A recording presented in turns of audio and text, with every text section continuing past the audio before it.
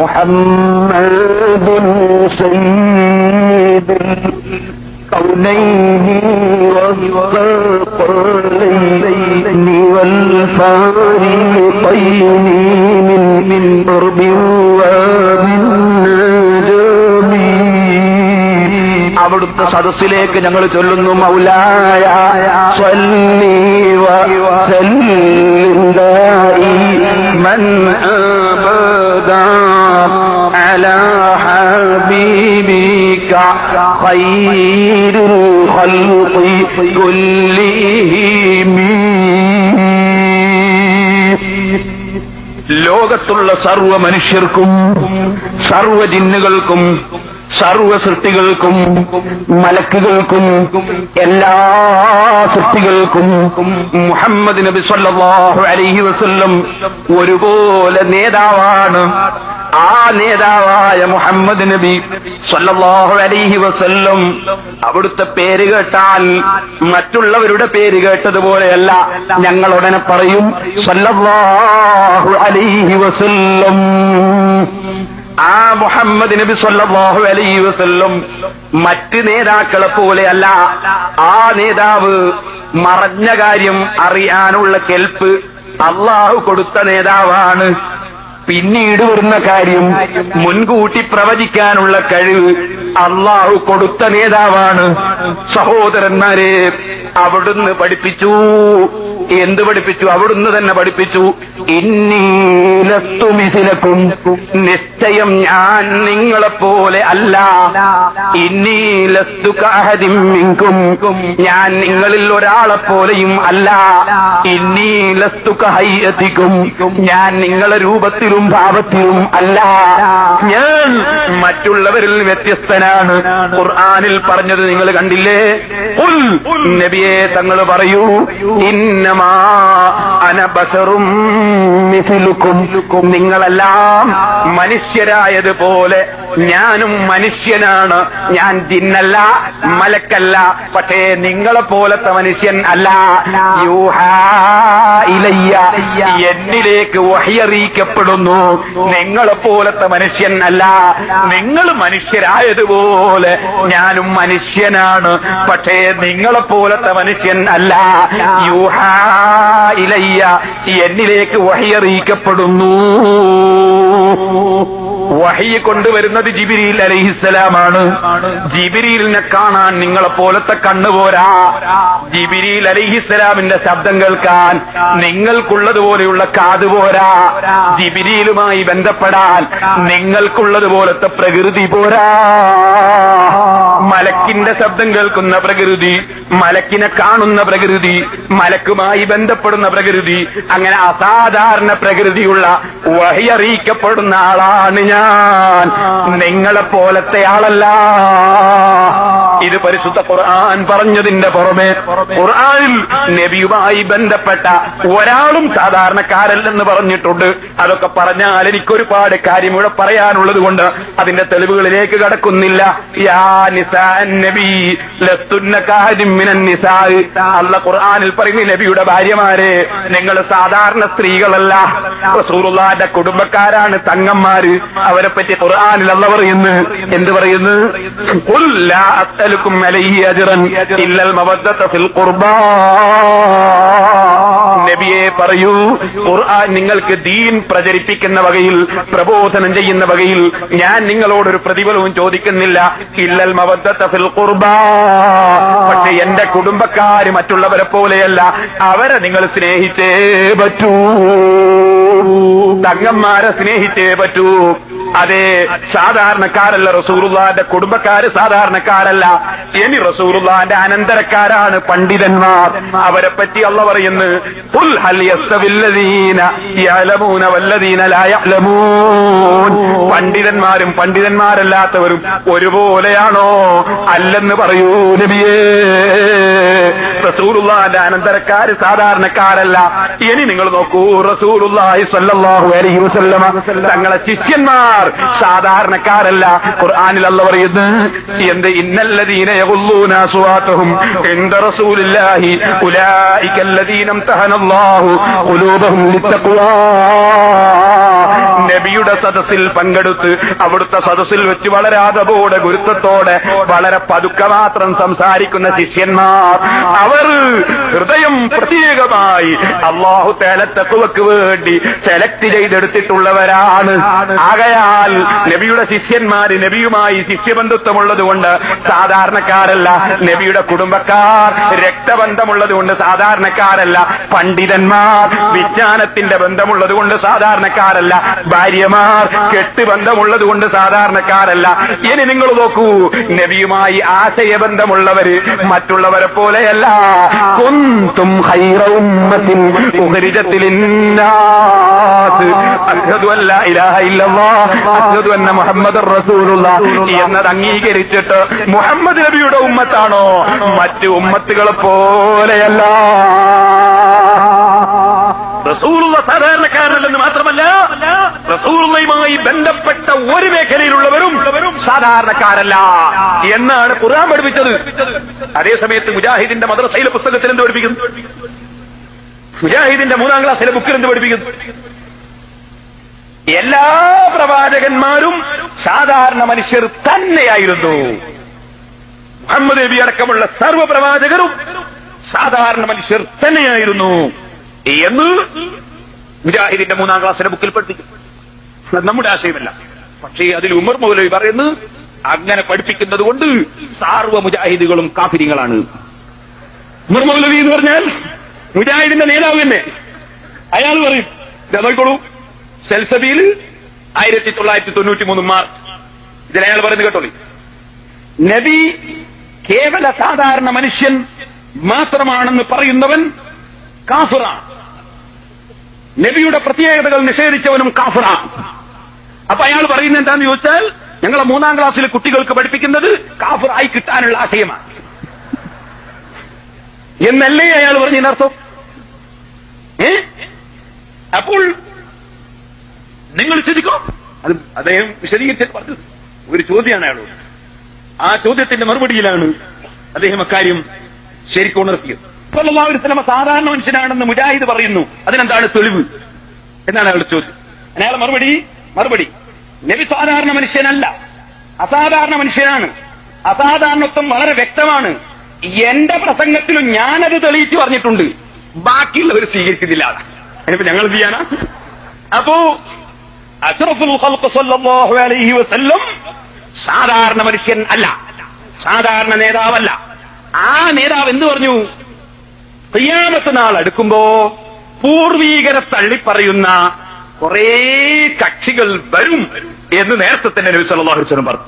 ഇമാം മുസ്ലിം റിപ്പോർട്ട് ചെയ്യുന്ന ഹദീസ്, അല്ലാഹുവിന്റെ റസൂൽ പറയുന്നത്, സയകൂനു ഫീ ആഖിരിസ് സമാനി ദജ്ജാലൂന കദ്ദാബൂന يأتونكم من الحديث بما لم تسمعوا أنتم ولا آباؤكم لا يضلونكم ولا يفتنونكم إياكم وإياهم سيكون في آخر الزمان കാലം അവസാനമാകുമ്പോൾ ഉണ്ടാകുന്നതാണ് ദജ്ജാലൂന, സത്യവും അസത്യവും കൂട്ടിക്കലർത്തി ജനങ്ങളെ കബളിപ്പിക്കുന്നവർ, കദ്ദാബൂന, ധാരാളം കളവ് പറയുന്നവർ. അതിന്റെ ഉദാഹരണങ്ങളൊക്കെ ലാസ്റ്റ് പറയും. യഅ്തൂനകും മിനൽ ഹദീസ്, അവർ നിങ്ങളുടെ അടുക്കൽ ചില വർത്തമാനങ്ങളും കൊണ്ടുവരും. ആ വർത്തമാനത്തിന്റെ സ്വഭാവം എന്ത്? മാ ലം തസ്മഉ അൻതും വലാ ആബാഉകും, നിങ്ങളോ നിങ്ങളുടെ പൂർവീകരോ നിങ്ങളുടെ ഉപ്പാപ്പമാരോ കേൾക്കാത്ത പുതിയ ആശയങ്ങളും കൊണ്ടവർ വരും.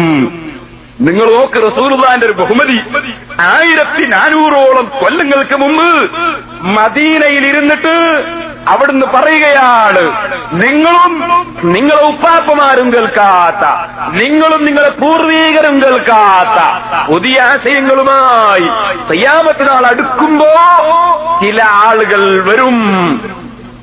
ചില ആളുകൾ റസൂലുള്ളാഹി പറഞ്ഞ വാചകം ദജ്ജാലൂനാണ്. കുറെ ദജ്ജാലുകൾ വരുന്ന പറഞ്ഞു. സത്യവും അസത്യവും കൂട്ടിക്കലർത്തി കബളിപ്പിക്കുന്നവർ വരും. അപ്പൊ എന്ത് വേണം? വയ്യാഹും, നിങ്ങളെയും അവരെയും വളരെ നിങ്ങൾ അവരെ സൂക്ഷിച്ചോളണം. നിങ്ങളെ സൂക്ഷിക്കണം, അവരെ സൂക്ഷിക്കണം എന്ന് പറഞ്ഞാൽ നിങ്ങളെ സൂക്ഷിക്കണം, അവരെ സൂക്ഷിക്കണം പറഞ്ഞാൽ നിങ്ങൾ അവരും കലരരുത്. അവര് വേറെ, നിങ്ങൾ വേറെ, ഒരു കലർന്നിട്ടുള്ള പരിപാടിയില്ല. ഇയ്യാക്കും വയ്യാഹും ലയുല്ലൂനക്കും, നിങ്ങളെ അവർ പിഴപ്പിച്ചു പോകരുത് കേട്ടോ. വലായഫ്തിനൂനക്കും, നിങ്ങളെ ഈമാനിനെ അവർ കേടുവരുത്തരുത് കേട്ടോ. ശ്രദ്ധിച്ചോളണം. ഖിയാമത്ത് നാളാവുമ്പോ ചിലര് വരും, അവർ പൂർവീകർക്കെതിരായി സംസാരിക്കും. പൂർവീകർ പഠിപ്പിച്ച, ഉപ്പാപ്പമാര് പഠിപ്പിച്ച ആശയത്തിനെതിരെ പറയും. അവർ ഫിത്നയുണ്ടാക്കുന്നവരാണ്, പിഴപ്പിക്കുന്നവരാണ്. സൂക്ഷിച്ചോളണം കേട്ടോ. അഷ്റഫുൽ ഖൽഖ് മുഹമ്മദ് റസൂലുള്ളാഹി അസ്സലാത്തു വസ്സലാമു അലൈക യാ സയ്യിദി യാ റസൂലല്ലാഹ് ഖദ് ബല്ലഗത الرسالة وأديت الأمانة ونصحت الأمة. ആരാണ് അഷ്റഫുൽ ഖൽഖ് മുഹമ്മദ് റസൂലുള്ളാഹി? എത്ര സുന്ദരമായിട്ടാണ് ഉമ്മത്ത് പിഴച്ചു പോകരുത് എന്ന നിലക്ക് ഖിയാമത്ത് നാളിൽ വരുന്ന സർവ്വ പുത്തൻവാദികളെ സംബന്ധിച്ചു വ്യക്തമായ ലക്ഷണം പറയുന്നു. പൂർവീകർ പറഞ്ഞതിനെതിരെ പറയുന്ന ഒരു വിഭാഗം വരും. നിങ്ങളും നിങ്ങളുടെ ഉപ്പാപ്പമാര് കേട്ടതിനെതിരെ പറയുന്ന ഒരു കക്ഷികൾ വരും. അവർ നിങ്ങളെ പിഴപ്പിച്ചു പോകരുത് കേട്ടോ. നോക്കൂ നിങ്ങൾ. അപ്പോൾ നിങ്ങൾ ചിന്തിക്കുക, ഖുർആൻ അത് മനസ്സിലാക്കാനുള്ള മാർഗം പൂർവീകർ മുഖേന ഖുർആൻ മനസ്സിലാക്കുക. ഇനി നിങ്ങൾ ചിന്തിക്കുക, വഹാബി പ്രസ്ഥാനം, നമ്മളുടെ ഇപ്പോഴത്തെ പറഞ്ഞാൽ മുജാഹിദ് പ്രസ്ഥാനം, അതിനെത്ര കൊല്ലത്തെ ആയുസ്സുണ്ട്? എത്ര കൊല്ലമായി തുടങ്ങി? നിങ്ങൾ ചിന്തിക്കുക. ഇവിടെ മുഹമ്മദ് നബി സ്വല്ലല്ലാഹു അലൈഹി വസല്ലമ തങ്ങളുടെ സഹാബത്തിന്റെ കാലം മുതൽ ഇവിടെ പലരും ദീൻ മാറ്റാൻ വേണ്ടി വന്നിട്ടുണ്ട്. ആദ്യം വന്ന ഒരു കക്ഷിയാണ് ഖവാരിജികൾ. ഖവാരിജ് അവരുടെ വാദം എന്തായിരുന്നു? അവരുടെ വാദം നബി സല്ലല്ലാഹു അലൈഹി വസല്ലമ തങ്ങളിൽ നിന്ന് ഖുർആനിന്റെ ആശയം ഇസ്ലാം പഠിച്ച സഹാബത്ത് മുശ്രിക്കുകളാണ്, കാഫിറുകളാണ് എന്നായിരുന്നു. നിങ്ങൾ മനസ്സിലാക്കുക, സഹാബത്ത് മുശ്രിക്കുകളാണ്. എന്താണ് അതിന് തെളിവ് പറഞ്ഞത്? ഖുർആൻ പഠിപ്പിക്കുന്നത് അങ്ങനെയാണെന്ന് അവർ പറഞ്ഞത്. സഹാബികൾ മുശ്രിക്കുകളാണെന്ന് ഖുർആനിലുണ്ട് അവർ സമർത്ഥിച്ചത്. സഹോദരന്മാരെ, ആ കാരണം കൊണ്ട് സഹീഹുൽ ബുഖാരി മറിച്ചു നോക്കിയാൽ നിങ്ങൾക്കൊരു അധ്യായം കാണാം. ബാബു ഖത്ലിൽ ഖവാരിജി വൽ മുൽഹിദീന ബഅദ ഇഖാമത്തിൽ ഹുജ്ജത്തി അലൈഹിം വഖൗലില്ലാഹി തആല വമാ കാന അല്ലാഹു ലിയുദില്ല ഖൗമൻ ബഅദ ഇദ് ഹദാഹും ഹത്താ യുബയ്യിന ലഹും മാ യത്തഖൂൻ എന്ന പേരിൽ ഒരു ബാബ്, ഒരു അധ്യായം സഹീഹുൽ ബുഖാരി, ഇമാം ബുഖാരി ഈ സഹാബത്ത് ശിർക്ക് ചെയ്യുന്നവരാണ് എന്ന് വാദിച്ച പുത്തൻവാദികളായ ഖവാരിജികളെ സംബന്ധിച്ചു കൊണ്ടുവന്നു. എന്നിട്ട് അവരെ ലക്ഷണം ഇമാം ബുഖാരി റളിയല്ലാഹു അൻഹു സഹാബി വര്യനായ അബ്ദുല്ലാഹി ഇബ്നു ഉമർ റളിയല്ലാഹു അൻഹുവിൽ നിന്ന് ഉദ്ധരിക്കുന്നത് നോക്ക്. വകാന ഇബ്നു ഉമർ യറാഹും സിറാറ ഖൽഖില്ലാഹ്. അബ്ദുല്ലാഹി ഇബ്നു ഉമർ റളിയല്ലാഹു അൻഹു എന്ന സഹാബി ഉമർ ഇബ്നു ഖത്താബ് റളിയല്ലാഹു അൻഹുവിന്റെ മകനാണ്. ബഹുമാനപ്പെട്ടവർ അള്ളാഹുവിന്റെ സൃഷ്ടികളിൽ നിന്ന് ഏറ്റവും നാശം പിടിച്ചവർ ഈ ഖവാരിജികളാണെന്ന് അഭിപ്രായപ്പെട്ടു. വഖാല, അബ്ദുല്ലാഹി ഇബ്നു ഉമർ റളിയല്ലാഹു അൻഹു പറഞ്ഞു, ഇന്നഹും, ഈ ഖവാരിജികളുടെ സ്വഭാവം എന്താണ്? ഇൻതലഖൂ ഇലാ ആയാത്തിൻ നസലത് ഫിൽ കുഫാരി, മക്കയിലുണ്ടായിരുന്ന കാഫിരീകളായ മുശ്രിക്കീങ്ങളായ അബൂജഹൽ, ഉത്ബത്ത്, ശൈബത്ത് തുടങ്ങിയ ആളുകളെ സംബന്ധിച്ച് പരിശുദ്ധ ഖുർആനിൽ വന്ന കുറെ ആയത്തുകൾ ഉണ്ട്. ആ ആയത്തുകളൊക്കെ എടുത്തിട്ട് ഫജഅലൂ അലൽ മുഅ്മിനീ ഫഹമലൂ അല ഫജഅലൂഹാ അലൽ മുഅ്മിനീൻ, അവർ ആ ആയത്തുകളൊക്കെ ഈമാനുള്ള മുഅ്മിനീങ്ങളായ സഹാബികളുടെ മേൽ ചുമത്തി. അവർ അതൊക്കെ സഹാബത്തിന്റെ മേൽ ചുമത്തി. എന്നിട്ട് മക്കയിലുള്ള മുശ്രിക്കീങ്ങളെ പറ്റി പറഞ്ഞ ആയത്തൊക്കെ സഹാബികളെ സംബന്ധിച്ചാണെന്ന് പറഞ്ഞുകൊണ്ട് മുഅ്മിനീങ്ങളായ സഹാബികളെ അവർ മുശ്രിക്കീങ്ങളായി ചിത്രീകരിച്ചു, ശിർക്ക് ചെയ്യുന്നവരായി പ്രഖ്യാപിച്ചു. ആ കാല സമയത്താണ് അവരോട് വാദപ്രതിവാദം നടത്താൻ അലി ഇബ്നു അബീ ത്വാലിബ് റളിയല്ലാഹു അൻഹു അബ്ദുല്ലാഹി ഇബ്നു അബ്ബാസ് റളിയല്ലാഹു അൻഹു പറഞ്ഞയച്ചത്. വാദപ്രതിവാദം നടന്നപ്പോ 4000-ഓളം പുത്തൻവാദികള് സുന്നത്ത് ജമാഅത്തിലേക്ക് മടങ്ങി വന്നതായും ചരിത്രം രേഖപ്പെടുത്തുന്നുണ്ട്. വാദപ്രതിവാദം നടത്തുന്നതിനാണെന്നൊക്കെ ചോദിക്കും. സഹാബത്തിനെ പിന്തുടരുന്ന കക്ഷികൾ വാദപ്രതിവാദത്തിനൊക്കെ പറയും. ഇപ്പൊ ഒരു പുതിയ പരിപാടിയുണ്ട്, വാദപ്രതിവാദത്തിന് റെഡിയാണ്, പക്ഷെ ആരും കാണാൻ പാടില്ല, ആരും കേൾക്കാനും പാടില്ല. അങ്ങനെ ഒരു വാദപ്രതിവാദം സഹാബത്തിന്റെ കാലത്ത് നടന്നിട്ടില്ല. സഹാബത്തിന്റെ കാലത്ത് നടന്ന വാദപ്രതിവാദം കേട്ടപ്പോ 4000 ആൾ മടങ്ങിന. അപ്പൊ പരസ്യമായ വാദപ്രതിവാദം, അതിന് സുന്നത്ത് ജമാഅത്തിന്റെ പുറത്ത് ആര് എപ്പോൾ റെഡി ഉണ്ടാകുമ്പോഴും വിവരം അറിയിക്കാവുന്നതാ. സഹോദരന്മാരെ, ഞാൻ ഈ സമയത്ത് ഓർമ്മപ്പെടുത്തുന്നു, സഹാബത്തിനെ പിന്തുടരാൻ വേണ്ടിയാണ്. എന്നാൽ ആ ഖവാരിജിന്റെ ശേഷം വേറെ ചിലര് പുത്തൻവാദികളായി വന്നു. അതിലൊന്ന് ഷിയാക്കൾ, സുന്നി ഷിയ. നിങ്ങൾ കേട്ടില്ലേ? അവരെ വാദം എന്താണ്? പൂർവീകര് പേറ്റുപോയിന്ന. എന്താ കാരണം? സിദ്ദീഖ് റളിയല്ലാഹുവിനെ ഭരണാധികാരിയാക്കിയതുകൊണ്ട്, ഉമർ ഇബ്നുൽ ഖത്താബിനെ ഭരണാധികാരിയാക്കിയതുകൊണ്ട്, ഉസ്മാൻ റളിയല്ലാഹുവിനെ ഭരണാധികാരിയാക്കിയതുകൊണ്ട് പൂർവീകരൊക്കെ പേറ്റുപോയി. ഞങ്ങൾ ഖുർആനും ഹദീസും നോക്കിയപ്പോ അലി ഇബ്നു അബീ താലിബിനെ ഭരണാധികാരിയാക്കണമെന്ന് ഞങ്ങൾ കണ്ടെന്ന് അവർ പറയും. എന്നാൽ അന്ന് ഈ 3 മഹാന്മാരും ഭരണാധികാരി ആയപ്പോ അതിന് സപ്പോർട്ട് ചെയ്ത ആളാണ് അലി ഇബ്നു അബീ താലിബ് റളിയല്ലാഹു. മൂപ്പരും പേറ്റുപോയി തന്നെ ഇവരെ വാദം. എന്ത് ചെയ്യാനാണ്? അങ്ങനെ പൂർവീകര് പിഴച്ചുപോയി എന്ന് പറഞ്ഞിട്ട് ഷിയാക്കൾ വന്നു. അതെത്രയോ പാർട്ടിയായി പിരിഞ്ഞു. എത്രയാണ് അതിനെണ്ണുള്ളത്? അതങ്ങനെ പോയി. ഇനി നിങ്ങൾ നോക്കൂ, അവരുടെ വാദം എന്താ? ഖുർആൻ ഞങ്ങൾ പറയും പോലെയാണെന്ന. മുൻഗാമികൾ പറഞ്ഞ ഖുർആൻ ശരിയില്ല, മുൻഗാമികൾ മനസ്സിലാക്കി ശരിയില്ല, ഞങ്ങൾ പറയും പോലെയാണെന്ന. ഇനി നിങ്ങൾ നോക്കൂ, പിന്നൊരു കക്ഷി വന്നു, വാസിൽ ഇബ്നു അത്താദ് എന്ന് പറഞ്ഞ ചങ്ങാദിന ദർസ് എന്ന് പുറത്താക്കി. ആര് പുറത്താക്കി? ബഹുമാനപ്പെട്ട ഹസനുൽ ബസ്രി റളിയല്ലാഹു അൻഹു പുറത്താക്കി. എന്താ കാരണം? പുത്തൻവാദം ഉന്നയിച്ചാൽ ദർസ് പുറത്താക്കും, കോളേജിൽ നിന്ന് പുറത്താക്കും. അങ്ങനെ പുറത്താക്കാത്തവർ പിന്നെ കൊടുന്നു. അങ്ങനെ എന്തുണ്ടായി സഹോദരന്മാര്? വാസിൽ ഇബ്നു അത്താദ് പുത്തൻവാദം ഉന്നയിച്ച ഹസനുൽ ബസ്രി യേശുലുവെന്ന വെച്ചട പുറത്താക്കി. ആ പുറത്താക്കി കക്ഷികൾ എന്നാ പിന്നെ 2 ആളെ എനിക്കും കിട്ടുമെന്നൊക്കെ മൂപ്പര് കമ്മിറ്റി ഉണ്ടാക്കി. അതാ മുഅ്തസിലർ. അവര് ഉന്നയിച്ചു പുതിയ വാദം. ഖബറിൽ അദാബില്ലാന്ന് വാദിച്ചു, കറാമത്തില്ല, ഔലിയാക്ക് കറാമത്തില്ല എന്ന് വാദിച്ചു. അങ്ങനെ പുതിയ വാദങ്ങൾ അവരുന്നയിച്ചു മുഅ്തസിലർ. അങ്ങനെ പല പാർട്ടികളും മുൻഗാമികൾക്കെതിരായി ഇവിടെ രംഗത്ത് വന്നു. അവരെയൊക്കെ അതാത് കാലഘട്ടത്തിലുള്ള പണ്ഡിതന്മാർ ശക്തിയുക്തം എതിർത്തിട്ട് ഇരുത്തേണ്ടടുത്ത് ഇരുത്തി. അവസാനം ഇന്ന് അവകളൊക്കെയും നശിച്ചുപോയി. പക്ഷേ എന്നാലും അതിന്റെ ചെറിയ ചെറിയ അംശങ്ങൾ കൂടിയിട്ട്, അങ്ങനെയാണല്ലോ ചില സാധനം നശിപ്പിച്ചാൽ പിന്നെയുണ്ട് അതിന്റെ വേർമ പൊടിക്കൽ. ആ നിലക്ക് വേർമ പൊടിച്ചിട്ടുണ്ടാകുന്ന ഓരോ സാധനം, അതിൽപ്പെട്ട ഒന്നാണ് യഥാർത്ഥത്തിൽ വഹാബി പ്രസ്ഥാനം എന്ന് പറയുന്നത്. ഞാൻ വെറുതെ പറഞ്ഞതല്ല. വഹാബി പ്രസ്ഥാനത്തെ സംബന്ധിച്ച് അഫമൻ സുയ്യിന ലഹു സൂഉ അമലിഹി ഫറആഹു ഹസന എന്ന ആയത്തിന്റെ തഫ്സീറിൽ ഇമാം സാവി റഹിമഹുല്ലാഹി എഴുതി വെക്കാൻ പല അഭിപ്രായങ്ങളും ഈ ആയത്തിറങ്ങിയതിനെ സംബന്ധിച്ച് പറഞ്ഞുകൊണ്ട് പറയും. ഈ ആയത്തിറങ്ങിയതിനെ സംബന്ധിച്ച് ഇങ്ങനെയും ഒരു അഭിപ്രായമുണ്ട്. എന്താണത്? നസലത്ത് ഫിൽ ഖവാരിജിൽ ലദീന യുഹദ്ദിഫൂന തഅ്വീലൽ കിതാബി വസ്സുന്നതി.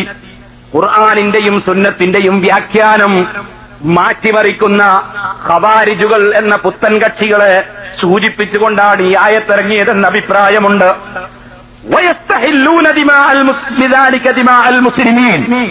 ആ ഖവാരിജുകൾ ഈ ആയത്ത് ദുർവ്യാഖ്യാനം ചെയ്തുകൊണ്ട് യഥാർത്ഥ മുസ്ലിമീങ്ങളായ ആളുകളുടെ രക്തം ഹലാലാണ്, അവരെ കൊല്ലുന്നതിന് വിരോധമില്ല, മുസ്ലിമീങ്ങളെ കൊല്ലുന്നതിന് വിരോധമില്ല എന്നവർ വാദിച്ചിരുന്നു.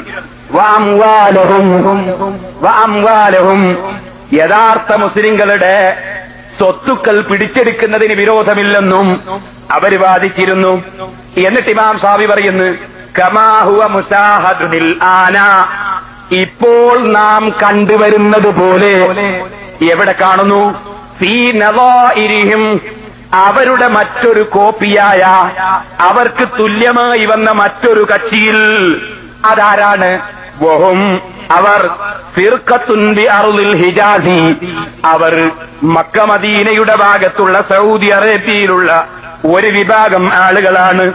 യുഖാലു ലഹുമുൽ വഹാബിയ്യ, അവർക്ക് വഹാബികൾ എന്നാണ് പേര്. അവരും ഇതേ പരിപാടിക്കാരാണ്. യഥാർത്ഥ മുസ്ലിങ്ങൾ ശിർക്ക് ചെയ്യുന്ന മുശ്രിക്കീങ്ങളാണെന്ന് വാദിക്കുകയും എന്നിട്ട് മുസ്ലിമീങ്ങളെ കൊല്ലുന്നതിന് വിരോധമില്ലെന്ന് പറയുകയും മുസ്ലിമീങ്ങളുടെ സ്വത്ത് പിടിച്ചെടുക്കാമെന്ന് പറയുകയും ചെയ്യുന്ന കമ്പനിയാണ്. എന്നിട്ട് ഇമാം സാവി പറയുന്നു,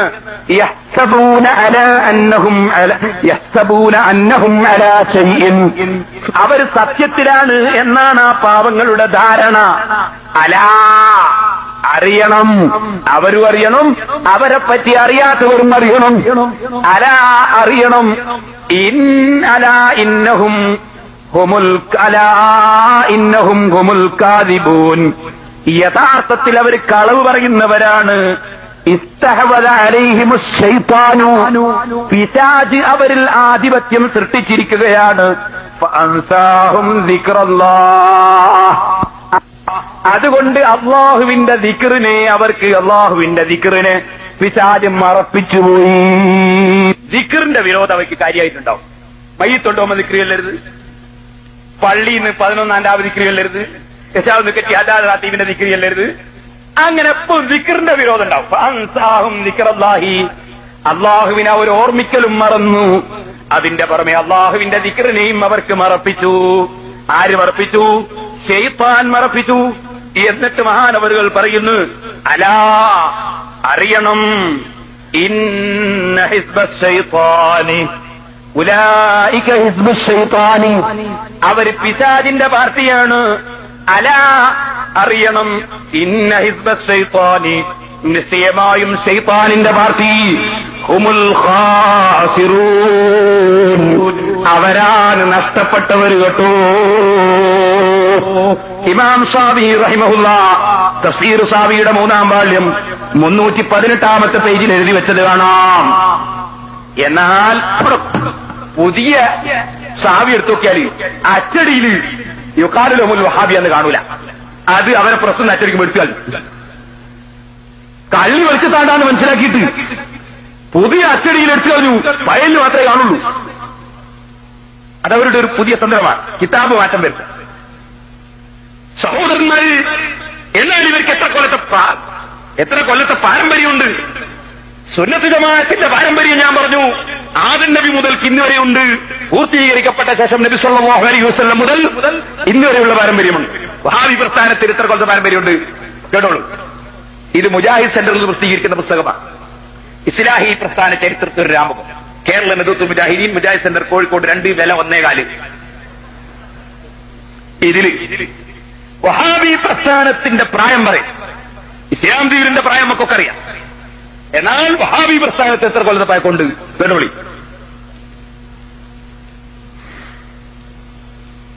വഹാബി പ്രസ്ഥാനമെന്ന് എതിരാളികളും മുവഹിദുകൾ എന്ന് അനുകൂലികളും വിളിക്കുന്ന ചിന്താധാര ഏതോ അതിന്റെ പ്രഭാവ കേന്ദ്രമായ ഷെയ്ഖ് മുഹമ്മദ് ബിൻ അബ്ദുൽ വഹാബ് 1703 നജിദിൽ ഭൂജാതനായി. ഇതെത്ര 1997 ഇയാൾ ജനിച്ചപ്പോ 1703 ജനിച്ചത്. പിന്നെ അയാൾ പ്രസ്ഥാനം ഉണ്ടാക്കണേ പിന്നെയും കുറെ കൊല്ലം കഴിയണ്ടേ, ജനിച്ചോണ്ട തുണിയെ കൊടുക്കും. അപ്പോ 703 ജനിച്ചു. ഇപ്പൊ എത്രയായി? 97. കുട്ടിക്കോ 803, 903, ഒരു 200 കൊല്ലം, 200-ലധികം കൊല്ലം കുട്ടിക്കോ. ഈ വഹാബി പ്രസ്ഥാനത്തിന്റെ പ്രായം ഒരു 200 കൊല്ലത്തെ, 200 അല്ലെങ്കിൽ 250 കുട്ടിക്കോ, 250 കൊല്ലത്തെ പ്രായം. നിങ്ങൾ ചിന്തിക്കണം, ഇത് വഹാബി പ്രസ്ഥാനത്തെ പറ്റിയാ പറഞ്ഞത്, മുജാഹിദ് പ്രസ്ഥാനത്തെ പറ്റിയല്ല. അത് ഒന്നും കൂടി പരിഷ്കരിച്ചതാണ് മുജാഹിദ് പ്രസ്ഥാനം. വഹാബി പ്രസ്ഥാനം ഒന്നുകൂടി പരിഷ്കരിച്ചതാണ് മുജാഹിദ് പ്രസ്ഥാനം. ഇദ്ദേഹം വഹാബിയാണെങ്കിലും ഹംബലി മദ്ഹബുകാരനാണ്. ഹംബലി മദ്ഹബിൽ അദ്ദേഹത്തിന് ഒരു ഗ്രന്ഥമുണ്ട്. അപ്പൊ ഹംബലി മദ്ഹബ് സ്വീകരിക്കണമുള്ള കക്ഷിയാണ്. അതൊന്നും കൂടി പരിഷ്കരിച്ചാണ് മദ്ഹബും വേണ്ട എന്ന് പറയുന്ന മുജാഹിദ് പ്രസ്ഥാനം. അപ്പൊ അതിന് അത്രയും പ്രായമില്ല, വളരെ പുതിയതാ. ഇനി നിങ്ങൾ നോക്കൂ, ഇതുകൊണ്ടാണ് വഹാബി നേതാക്കന്മാർ സ്ത്രീകൾ പള്ളിയിൽ പോകുന്നതിനെ അനുകൂലിക്കുന്നില്ല, സ്ത്രീകൾ ചേരിക്കൽ പ്രസംഗിക്കുന്നതിന് അനുകൂലിക്കുന്നില്ല. മുജാഹിദുകൾ അതിനെ 100% സ്വാഗതം ചെയ്യുകയാണ്. വഹാബികളും മുജാഹിദുകളും തമ്മിൽ വ്യത്യാസമുണ്ട്. അത് ഞാൻ ഇൻഷാ അല്ലാഹ് തെളിവ് സഹിതം പറയാം. നിങ്ങൾ ചിന്തിക്കുക, ഈ 250ഓളം കൊല്ലത്തെ ഒരു പാരമ്പര്യം മാത്രമാണ് ഈ വഹാബി പ്രസ്ഥാനത്തിനുള്ളത്. അതിനു മുമ്പ് ഇങ്ങനെയൊരു സാധനം അള്ളാന്റെ ഭൂമിയിലില്ല. ഇവരിപ്പോ പറയുന്നത് എന്താണ്? നമ്മളെ കേരളത്തിൽ പ്രസംഗിച്ചിറക്കുന്നത് എല്ലാ പുരോഗതിയും ഞങ്ങൾ വന്നിട്ടുണ്ടായതാണ്. കോഴിക്കോട് എയർപോർട്ട്, അതുപോലെ നമ്മളെ കൊങ്കൺ റെയിൽവേ, കണ്ണൂരിൽ ഒരു എയർപോർട്ട് വരുവാനും ഇവര് വരുന്നത് കൊണ്ട് അത് രണ്ടെണ്ണായി, അല്ല എള്ളമില്ലാണ്ടായോ? എന്തെന്നായത്? ഇവര് വന്നിട്ടാണ് പോലും ഇവിടുത്തെ എല്ലാ വിദ്യാഭ്യാസ മേഖലകളൊക്കെ ഉണ്ടായി. സുബ്ഹാനല്ലാഹ്, ഞാൻ പറയട്ടെ, വിദ്യാഭ്യാസ മേഖലകളിൽ ഇവിടെ ക്രിസ്തു സമുദായത്തിലെ ആളുകൾ, ക്രിസ്ത്യാനികൾ ഒരുപാട് സേവനം ചെയ്തിട്ടുണ്ട്. ആശുപത്രികൾ ക്രിസ്ത്യാനികൾ ധാരാളം ഉണ്ടാക്കിയിട്ടുണ്ട്.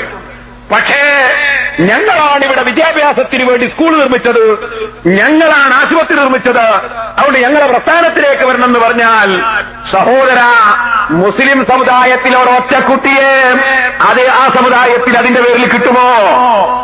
ആശയമാണ് നോക്കേണ്ടത്. എന്നാൽ ഞാൻ നിങ്ങളോട് പറയട്ടെ, ബഹുമാനപ്പെട്ട മർക്കസു സഖാഫത്തി സുന്നിയ, ജാമിഅ അസദിയ, അതുപോലെയുള്ള ഒരൊറ്റ സ്ഥാപനത്തിന് സർവ്വസ്ഥാപനവും കൂട്ടിയാൽ തികഞ്ഞതുണ്ടോ എന്നത് വേറെ ചിന്തിക്കേണ്ടതാണ്. ഞാൻ ആ ഭാഗം ഇപ്പോൾ വിശദീകരിക്കുന്നില്ല, ഇപ്പൊ അത് വിശദീകരിക്കുന്നില്ല. അത് നമുക്ക് പിന്നെ പറയാം. ആശയത്തിൽ ഖുർആൻ ഹദീസുകൊണ്ടുള്ള അർത്ഥമല്ലല്ലോ, അതുകൊണ്ട് ഞാനത് പറയുന്നില്ല. അത് പറയുന്നവർ പറയുന്നു. നിങ്ങൾ ചിന്തിക്കുക, സുന്നികൾ മദ്രസക്കെതിരായിരുന്നു. എവിടെ മദ്രസക്കെതിര്? സുന്നികളെ നേതാവാണ് ഇമാം നവവി റളിയല്ലാഹു അൻഹു. കേട്ടോ, മഹാന്മാരെ വിളിക്കണമെന്ന് ശറഹുൽ മദ്ഹബ് പറഞ്ഞ നവവി ഇമാമ, റസൂലുള്ളാഹിന്റെ ഖബറിന്റെ അടുത്ത് പോകണമെന്ന് പറഞ്ഞ നവവി ഇമാമ.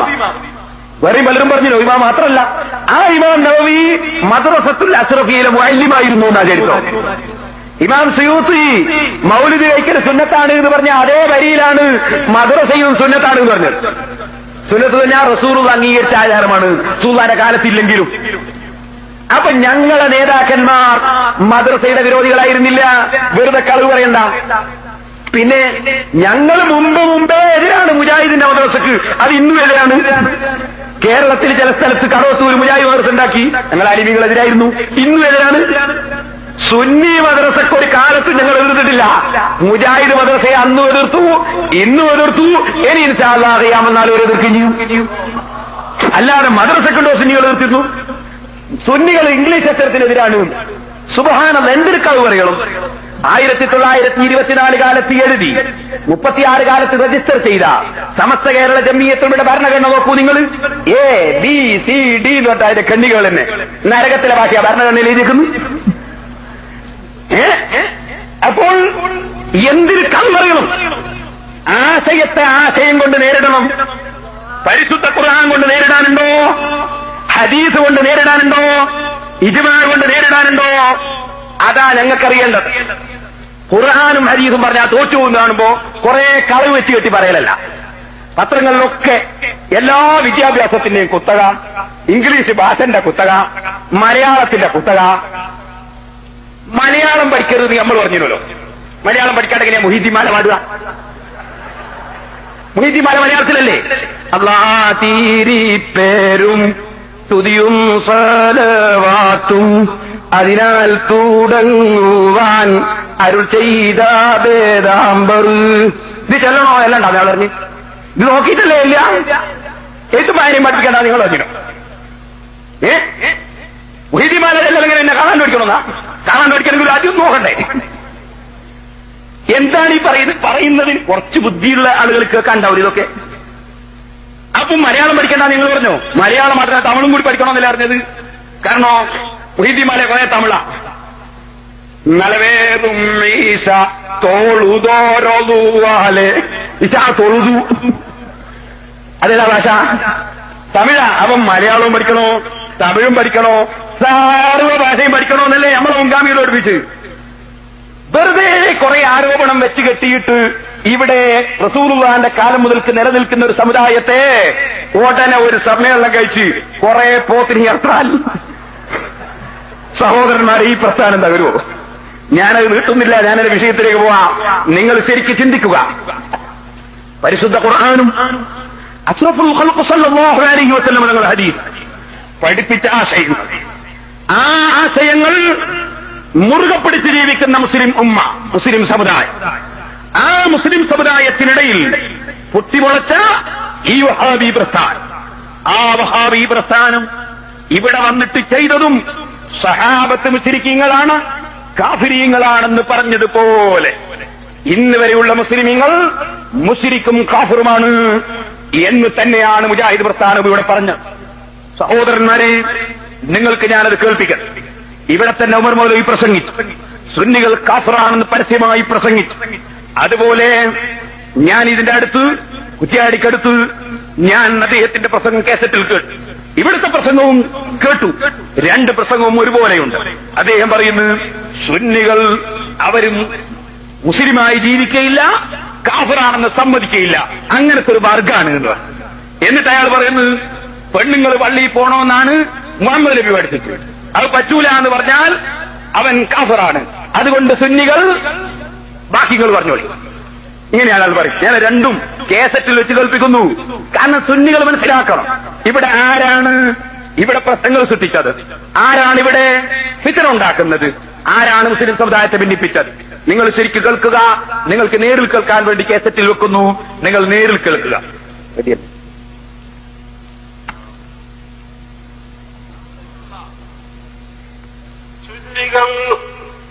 സുന്നി എന്താ സുന്നി ഞാൻ പിന്നെ പറഞ്ഞോളാം. മുസ്ലിമായിട്ട് നടക്കില്ല, കാഫിറാണെന്ന് സമ്മതിക്കില്ല, അങ്ങനത്തെ ഒരു വർഗം. നമുക്ക് കേട്ടില്ലേ എന്താ സുന്നി? മുസ്ലിമായിട്ട് നടക്കില്ല, കാഫിറാണെന്ന് സമ്മതിക്കില്ല, അങ്ങനത്തെ ഒരു വർഗം. ഇനി ബാക്കി കേട്ടോളൂ. അവിടെയുള്ള സുന്നികൾ സുന്നി എന്താ സുന്നി ഞാൻ പിന്നെ പറഞ്ഞോളാം. മുസ്ലിമായിട്ട് നടക്കില്ല, കാഫിറാണെന്ന് സമ്മതിക്കില്ല, അങ്ങനത്തെ ഒരു വർഗം. ഇനി സ്ത്രീകളെ കേട്ടോളി.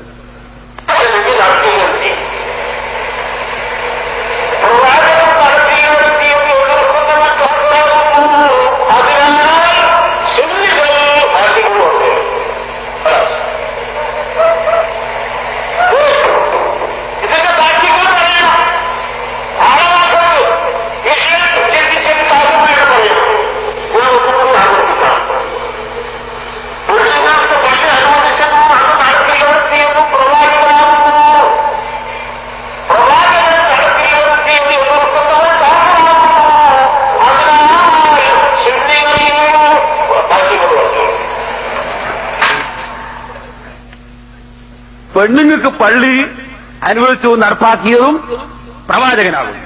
പ്രവാചകൻ നടപ്പാക്കിയതിനെ എതിർക്കുന്നവർ കാഫിറാകുന്നു. അതിനാൽ സുന്നികൾ ബാക്കികൾ പറഞ്ഞോളൂ. ഇങ്ങനെയാണ് അയാൾ പറഞ്ഞത്. ഇതയാൾ പ്രസംഗം നേരിൽ കേൾപ്പിച്ചതാണ്. ഇനി അത് നിങ്ങൾ നോക്ക്, അയാൾ വ്യക്തമായ ആളെന്നല്ല, മുജാഹിദിന്റെ സർവ്വ ആളുകളും ഈ കാര്യം പരസ്യമായി എഴുതി. നിങ്ങൾ ചിന്തിക്കണം, മുജാഹിദിന്റെ സമ്മേളനം പിലാത്രയിൽ വെച്ച് നടന്നപ്പോൾ അതിന്റെ പിറ്റേന്ന് തന്നെ ഈ സുന്നികൾ എന്തിനാണ് ഒരു സമ്മേളനം വിളിച്ചു കൂട്ടുന്നത്?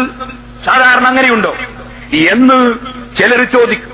എന്റെ സഹോദരന്മാരെ, നിങ്ങൾ ചിന്തിക്കണം, ഈ ലോകത്തുള്ള കോടിക്കണക്കായ ഇന്ന് വരെ ജീവിച്ച 1418 വർഷമാണ് ഹിജ്റയെങ്കിൽ ഈ കൊല്ലമത്രയും ജീവിച്ച സുന്നികൾ അവരൊക്കെയും കാഫിരീങ്ങളാണെന്നും അവർ ഇസ്ലാമിന്റെ പുറത്താണെന്നും പരസ്യമായി പ്രഖ്യാപിച്ചുകൊണ്ടുള്ള പ്രസംഗം നടക്കുമ്പോൾ അതിന്റെ യാഥാർത്ഥ്യം ജനങ്ങൾക്ക് വിവരിച്ചു കൊടുക്കേണ്ട ബാധ്യത ഞങ്ങൾക്കില്ലേ സഹോദരന്മാരെ? ആ ബാധ്യതയാണ് നിർവഹിക്കുന്നത്. നിങ്ങൾ ചിന്തിക്കൂ, വ്യക്തമായി തന്നെ അദ്ദേഹം എഴുതിയത് നോക്ക്. നിങ്ങൾ നബി സല്ലല്ലാഹു അലൈഹി വസല്ലം തങ്ങളുടെ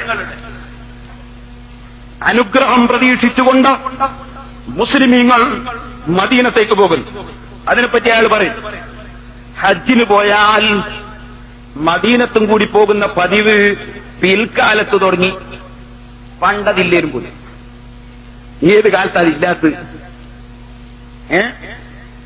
എന്നാൽ ആ പോക്ക് രണ്ട് വിധത്തിലാകുന്നു. മദീനത്തെ പള്ളിയിൽ നമസ്കരിക്കുന്നത് അതിപുണ്യമായതുകൊണ്ട് അള്ളാഹുവിന്റെ പൊരുത്തവും അനുഗ്രഹവും കാംക്ഷിച്ചു പോവുക, ഇത് മുവഹിദുകളുടെ നിലപാടാകുന്നു. അത് മദീനത്തെ പള്ളിയിൽ നിൽക്കാ കൂടുതൽ കൂലിയിട്ടുന്നതുകൊണ്ട് മക്കത്തുനിന്ന് മദീനത്തേക്ക് പോവുക, അതാ മുജാഹിദികൾ പോകുന്നത് പറഞ്ഞു. നിങ്ങൾ ആലോചിക്കണം, മസ്ജിദുൽ ഹറാമിൽ വെച്ച് മക്കത്തുനിന്ന് നിസ്കരിച്ചാൽ 10 ലക്ഷം നിസ്കരിച്ച കൂലി, മസ്ജിദുൽ നബവിയിൽ വെച്ച് മദീന നിസ്കരിച്ചാലോ 1 ലക്ഷം നിസ്കരിച്ച കൂലി. ഇയാൾ പറയുന്നത് മക്കത്ത് നിസ്കരിച്ചതിനെ കാണാൻ കൂടുതൽ മദീനത്തുള്ളതുകൊണ്ടാണ് മദീനത്തേക്ക് മുജാഹിദികൾ പോകുന്നത്. അതെത്രയാ? 10 ലക്ഷത്തിന് പകരം 1 ലക്ഷം. ഇവരാ നമ്മളെ മാസം കണക്കൂട്ടുന്നത് കേട്ടോ. ആര്? 10 ലക്ഷത്തിന്റെ 10-1 ഉള്ളൂ, 1 ലക്ഷം ഒന്നും തിരിയാത്തവരാണ് മാസത്തിന്റെ കണക്കൂട്ടുന്നത്. നമ്മുടെ പെരുന്നാൾ എങ്ങനെ ഉണ്ടാവും നിങ്ങളൊന്ന് ആലോചിച്ചോ.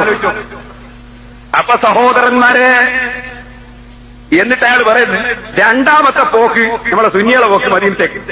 രണ്ടാമത്തേത് നബിയുടെ അനുഗ്രഹം കാംക്ഷിച്ചു പോവുക, ഇത് ശിർക്കിന്റെ ദുസ്വഭാവമാകുന്നു.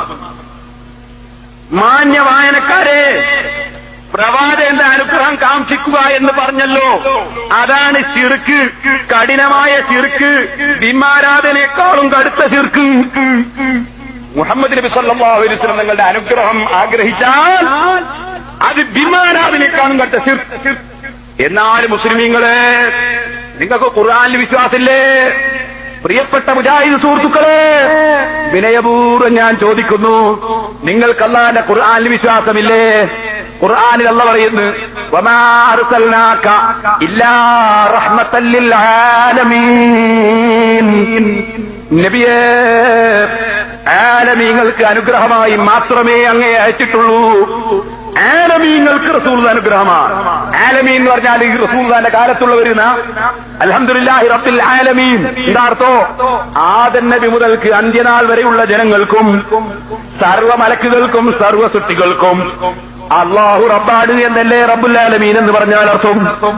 എങ്കിൽ റഹ്മത്തുൽ ലിൽ ആലമീൻ എന്ന് പറഞ്ഞാലോ ആദം നബിയുടെ കാലം മുതൽക്ക് ഖിയാമത്ത് നാൾ വരെയുള്ള ജനങ്ങൾക്ക് അനുഗ്രഹമായിട്ട് മാത്രമാണ് നബിയെ പറഞ്ഞേറ്റതെന്ന് ഖുർആൻ പറയുന്നു. ആ ഖുർആനിൽ അല്ലാഹു വേറൊരു സ്ഥലത്ത് പറയുന്നു, ലഖദ് ജാഅകും റസൂലും മിൻ അൻഫുസികും അസീസുൻ അലൈഹി മാ അനിതും ഹരീസുൻ അലൈക്കും ബിൽ മുഅ്മിനീന റഊഫുർ റഹീം. മുഹമ്മദ് നബി സല്ലല്ലാഹു അലൈഹി വസല്ലം റഹീമാണ് എന്ന് പറഞ്ഞാൽ അനുഗ്രഹം ചെയ്യുന്ന ആളാണ്. ഖുർആനിൽ വ്യക്തമായിട്ട് അല്ലാഹു പറയുന്നു, ആ റസൂലുള്ള അനുഗ്രഹം ചെയ്യുന്ന ആളാണ് എന്ന് അല്ലാഹു പറയും. ആ അനുഗ്രഹം ആഗ്രഹിച്ചിട്ട് മദീനത്ത് പോയാൽ ബിംബാരാധനയായി പോകുന്നു മറുപടി പറയും. എന്റെ മുജാഹിദ് സുഹൃത്തുക്കളെ, ഖുർആൻ തള്ളിയിട്ട് മൗലവിയെ സ്വീകരിക്കുന്നത് ഇസ്ലാം മതമാണോ? ഖുർആൻ തള്ളിയിട്ട് മൗലവിയെ സ്വീകരിച്ചാൽ അത് ഇസ്ലാം മതമാണോ? ഇനി നിങ്ങൾ നോക്ക്, മറുപടി പറയും.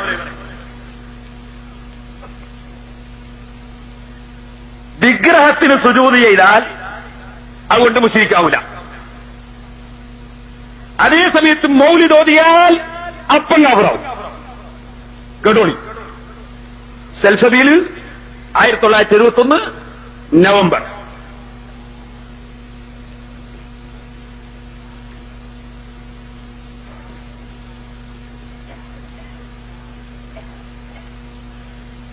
ഒരാൾ ഒരു വിഗ്രഹത്തിന്റെ അടുക്കൽ നെറ്റിത്തടം ഭൂമിയിൽ വെച്ചുകൊണ്ട് സുജൂദിന്റെ രൂപത്തിൽ കിടക്കുന്നത് കണ്ടാൽ അയാൾ മുശ്രിക്കാണെന്ന് പെട്ടെന്ന് പറയരുത്. കേട്ടില്ലേ? ഒന്നുകൂടി വായിക്കാം. ഒരാൾ ഒരു വിഗ്രഹത്തിന്റെ അടുക്കൽ നെറ്റിത്തടം ഭൂമിയിൽ വെച്ചുകൊണ്ട് സുജൂദിന്റെ രൂപത്തിൽ കിടക്കുന്നത് കണ്ടാൽ അയാൾ മുശ്രിക്കാണെന്ന് പെട്ടെന്ന് പറയരുത്. ഇതുകൊണ്ടാണ് പല മുസ്ലിങ്ങളും വിഗ്രഹത്തിന് നേർച്ചയാക്കലും അതുപോലെ വിഗ്രഹാരാധനയും നടത്താൻ ഇവരുടെ ഈ പത്രമാണ് കാരണം. എന്നാൽ സഹോദരന്മാര് ഇതിന്റെ ഇപ്പുറത്ത് പറയും, എന്നാൽ നബിയുടെ പൊരുത്തം ആഗ്രഹിച്ചുകൊണ്ട് മൗലൂദ് ഓതുക എന്ന ഇബാദത്ത് ചെയ്താൽ കാഫിറാകും. റസൂലുള്ളാഹിന്റെ മൗലിദ് റസൂലുള്ളാഹിന്റെ പൊരുത്തം ആഗ്രഹിച്ച് ഓതിയാൽ കാഫിറാകും. പിന്നെ ഭക്ഷണം കിട്ടണമെന്ന് വിചാരിച്ചോതിയാലോ അതുകൊണ്ട് ആവണാവില്ല, അതുകൊണ്ട് ചോറ് കിട്ടുള്ളൂ. അത് രണ്ട് ജാതി ഓത്തുണ്ട്. സുന്നികൾ ഓതുക റസൂലുള്ളാഹിന്റെ പൊരുത്തം കിട്ടാനാണ്. സുന്നികൾ അല്ലാത്തവർ ഓതുമ്പോ വേറെ ഉദ്ദേശം. മുഹമ്മദ് നബിയുടെ പൊരുത്തം കിട്ടാൻ വേണ്ടി മൗലൂദ് ഓതിയാൽ കാഫിറാണ് എന്നാ പറയും. 1921 നവംബറിലെ സൽസബീല്. എന്നാൽ അള്ളാന്റെ ഖുർആൻ എന്ത് പറയുന്നു? മുസ്ലിമീങ്ങളെ, ഖുർആനിൽ അള്ളാഹ് പറയുന്നു, വല്ലാഹു വറസൂലുഹു അഹഖു അൻ യുർദൂഹു. അള്ളാഹുവിന്റെയും റസൂലിന്റെയും പൊരുത്തം വാങ്ങണം. അള്ളാന്റെ പൊരുത്തം മാത്രം ആഗ്രഹിച്ചാ പോരാ, അള്ളാഹുവിന്റെയും അവന്റെ റസൂലിന്റെയും പൊരുത്തം ആഗ്രഹിക്കണമെന്നും ആ പൊരുത്തമാണ് വാങ്ങാൻ അർഹതപ്പെട്ടതെന്നും പരിശുദ്ധ ഖുർആനിൽ അള്ളാഹു പറയുന്നു. അള്ളാന്റെ റസൂലിന്റെ പൊരുത്തം ആഗ്രഹിക്കണമെന്ന് ഖുർആൻ. ആഗ്രഹിച്ചാൽ കാഫിറാണെന്ന് മുജാഹിദ്. മുസ്ലിമീങ്ങളെ, ഖുർആൻ വിട്ടിട്ട് നമുക്ക് മുജാഹിദ് ആശയം സ്വീകരിക്കാൻ പറ്റുമോ? നിഷ്പക്ഷമായി നിങ്ങൾ ചിന്തിക്കൂ. ഇനിയും നോക്ക്, മാനവ മൈത്രിക്ക് ദൈവീക ദർശനം എന്നാ പറഞ്ഞു. എന്താണ് മൈത്രിയുടെ സ്വഭാവം എന്നറിയോ? മുജാഹിദിന്റെ ദർശനം അത് മാനവ മൈത്രിക്കാണ് പോൽ. അതുകൊണ്ടല്ലേ ജമാഅത്ത് ഇസ്ലാമിക്കാരെ ബുക്ക് പുറത്തെറിഞ്ഞത്? അതുകൊണ്ടല്ലേ ജമാഅത്ത് ഇസ്ലാമിന്റെ ബുക്ക് സ്റ്റാളിന് മുമ്പിൽ മനുഷ്യച്ചങ്ങല തീർത്തത്? എന്നാൽ ജമാഅത്ത് ഇസ്ലാമിയോട് അങ്ങനെ മതി, സുന്നികൾക്കത് പോരാ. സുന്നികളെ കൊല്ലല് നിർബന്ധമാണെന്ന്, വുജൂബാണെന്ന് മുജാഹിദിന്റെ ഔദ്യോഗിക മുഖപത്രമായ അൽമനാർ പരസ്യമായി എഴുതിവെച്ച വാചകമാണ് ഇനി സാധുവായ ഞാൻ വായിക്കുന്നത്. എന്റെ സഹോദരന്മാരെ, നിങ്ങൾ ചിന്തിക്കുക, എന്തിനാണ് സുന്നികളെ കൊല്ലുന്നത്? എന്താണ് സുന്നികൾ ചെയ്ത തെറ്റ്? ഇവരുടെ ഉപ്പാപ്പമാരായിപ്പോയി എന്നതല്ലാതെ എന്താണ് സുന്നികൾ ചെയ്ത തെറ്റ്? ഇതിൽ പറയുന്നത് നിങ്ങൾ നോക്ക്. സുന്നികൾ പറഞ്ഞാൽ മഖബറെ പോന്നവര്, ഖബറിന്റെ അടുത്ത് പോന്നവര്, അവരെ പറ്റി പറയാം കേട്ടോളി. ഖബറുകൾക്ക് നേർച്ച നേരുന്നതിൽ ഫലമുണ്ടെന്നും പ്രതിഫലമുണ്ടെന്നും വിശ്വസിക്കുന്നവൻ വിഡ്ഢിയും വഴിപിഴച്ചവനുമാകുന്നു. അല്ലാഹുവിന്റെ അടുക്കലേക്ക് ആവശ്യപൂരണത്തിന് തന്മൂലം വഴി തുറക്കുമെന്നും വിഷമങ്ങളെ അത് നീക്കുമെന്നും സുഖസൗകര്യങ്ങൾക്ക് വഴി തുറക്കുമെന്നും ആയുസ്സിനെ സംരക്ഷിക്കുമെന്നുമൊക്കെ വിശ്വസിക്കുന്നവൻ അവിശ്വാസിയും മുശിരിക്കും ആയിരിക്കും. അവനെ കൊല്ലൽ നിർബന്ധമാണ്. എങ്ങനെ? മഖ്ബറയിലേക്ക് നേർച്ചയാക്കുന്നവർ അവരെന്ത് വേണം? അവൻ മുശിരിക്കാണ്, അവനെ കൊല്ലൽ നിർബന്ധമാണ്. സുന്നത്തും കൂടിയല്ല, നിർബന്ധം. അപ്പൊ നിങ്ങൾ ചോദിക്കൂ, എന്നിട്ടെന്താ സുന്നികളെ മുജാഹിദുകൾ കൊല്ലാത്തത്? അത് വരവും ചെലവും നോക്കിയാ ഒക്കൂല വിചാരിച്ചിട്ടാ. കൊല്ലല് നിർബന്ധാണ്. അത് തന്നെയാണ് സഹോദരന്മാര് നേരത്തെ ഇമാം ഷാഫി റഹിമഹുല്ലാ വഹാബികളെ സംബന്ധിച്ച് പറഞ്ഞില്ലേ, ഇസ്തഹല്ലൂ ദിമാഅൽ മുസ്ലിമീന, മുസ്ലിമീങ്ങളെ കൊല്ലൽ അനുവദനീയമാണെന്ന് അവർ വാദിച്ചു. അതേ വാദം തന്നെ കേരളത്തിലെ ജനങ്ങൾക്ക് എത്തിക്കാൻ വേണ്ടിയാണ്, തഞ്ചൻ കിട്ടിയാൽ കൊല്ലണം എന്നതറിയിക്കാൻ വേണ്ടിയാണ് മുജാഹിദിന്റെ മുഖപത്രമായ അൽമനാർ പരസ്യമായി എഴുതുകയാണ് പച്ച മലയാളത്തില്. മഖബറകളിലേക്ക് നേർച്ചയാക്കുന്ന ആളുകൾ മുശ്രിക്കീങ്ങളാണ്, അവരെ കൊല്ലൽ നിർബന്ധമാണ്. ഇത് ഇബ്നു തൈമിയ്യ പഠിപ്പിച്ച ശരിയായ ആശയമാണെന്നും ആ ആശയമാണ് നമ്മൾ നടപ്പാക്കേണ്ടതെന്നും വ്യക്തമായി മുജാഹിദിന്റെ നേതാവ് NV ഇബ്രാഹിം സാഹിബ് നേർച്ചകൾ എന്ന അധ്യായത്തിൽ കൊടുത്തിട്ട് ലേഖനത്തിൽ 1981 ഒക്ടോബർ മാസത്തെ അൽമനാറിൽ എഴുതുന്നു. സഹോദരന്മാരെ, നിങ്ങൾ ചിന്തിക്കണം, ഇവരാണ് മാനവ മൈത്രിക്ക് മുജാഹിദ് ദർശനം എന്ന് പറയുന്നതെങ്കിൽ ഞങ്ങൾ പറയുന്നു ഇത് മാനവ മൈത്രിയല്ല. സുന്നികളെ കൊല്ലണമെന്ന് പറയുന്ന ആശയം അത് മാനവ മൈത്രിയല്ല, അത് ഭീകരതയാണ്. ഈ ഭീകരത ഈ ലോകത്തെ കോടിക്കണക്കിന് വരുന്ന സമൂഹമായ സുന്നികളെ, അവരുടെ ഉപ്പാപ്പമാരടക്കമുള്ള സുന്നികളെ കൊല്ലണമെന്ന് പറയുന്ന ആശയം ഭീകരതയാണ്. അതുകൊണ്ടാണ് സഹോദരന്മാരെ, എന്റെ മാന്യം മുസ്ലിമീങ്ങൾക്ക് പുറമെ അമുസ്ലിം സുഹൃത്തുക്കൾ ചിന്തിക്കണം. ഞങ്ങളെ മതത്തിന്റെ പേര് ഇസ്ലാം എന്നാണ്, അതിനർത്ഥം സമാധാനം എന്നാണ്. ഞങ്ങളെ പേര് മുസ്ലിം എന്നാണ്, അതിന്റെ പേര് സമാധാനി എന്നാണ് അതിനർത്ഥം. അതേ സമയത്ത് മുജാഹിദ് പ്രസ്ഥാനത്തിന്റെ പ്രസ്ഥാനം ജിഹാദാണ്. ജിഹാദ് എന്നതിനർത്ഥം യുദ്ധം എന്നാണ്. മുജാഹിദ് എന്ന വാക്കിനർത്ഥം യുദ്ധം ചെയ്യുന്ന പട്ടാളക്കാരൻ, യോദ്ധാവ് എന്നാണ്. കാരണം അവരുടെ പേര് തന്നെ ലോകത്തിന് ഭീഷണിയാണ്. നിങ്ങൾ ചിന്തിക്കണം, ജിഹാദ് എന്ന് പറഞ്ഞാൽ സമരം, യുദ്ധം. മുജാഹിദ് യുദ്ധം ചെയ്യുന്നവൻ എന്ന പേരവര് സ്വീകരിച്ചത് തന്നെ ഇസ്ലാം സമാധാനം, മുസ്ലിം സമാധാനി എന്ന പേരിന് പകരം ജിഹാദ്, മുജാഹിദ് എന്ന പേര് സ്വീകരിച്ചത് തന്നെ ഇത് അടിസ്ഥാനപരമായി ഭീകര പ്രസ്ഥാനമാണ്. ഈ ഭീകര പ്രസ്ഥാനത്തെ എന്റെ അമുസ്ലിം സഹോദരന്മാരെ അവരുടെ ഒരു മുദ്രാവാക്യം കേൾക്കുമ്പോഴേക്ക് അവരുടെ മുമ്പ് കാലത്ത് എഴുതി വെച്ച ഗ്രന്ഥം മനസ്സിലാക്കാതെ, അവരുടെ പുസ്തകങ്ങൾ നോക്കാതെ നിങ്ങൾ തെറ്റിദ്ധരിച്ചു പോകരുതെന്ന് മറ്റ് സമുദായത്തിലെ ആളുകളോട് പ്രത്യേകം ഞാൻ ഓർമ്മപ്പെടുത്തുകയാണ്. നമ്മുടെ കരുണാകരനും ഒക്കെ ചിലപ്പോ മുജാഹിദ് സമ്മേളനത്തിനൊന്നിൽ ആയാലെന്നൊക്കെ പറഞ്ഞു തരും. അത് അവർക്ക് എന്താണ് മുജാഹിദ് എന്ന് അറിയാത്തതുകൊണ്ടാണ്.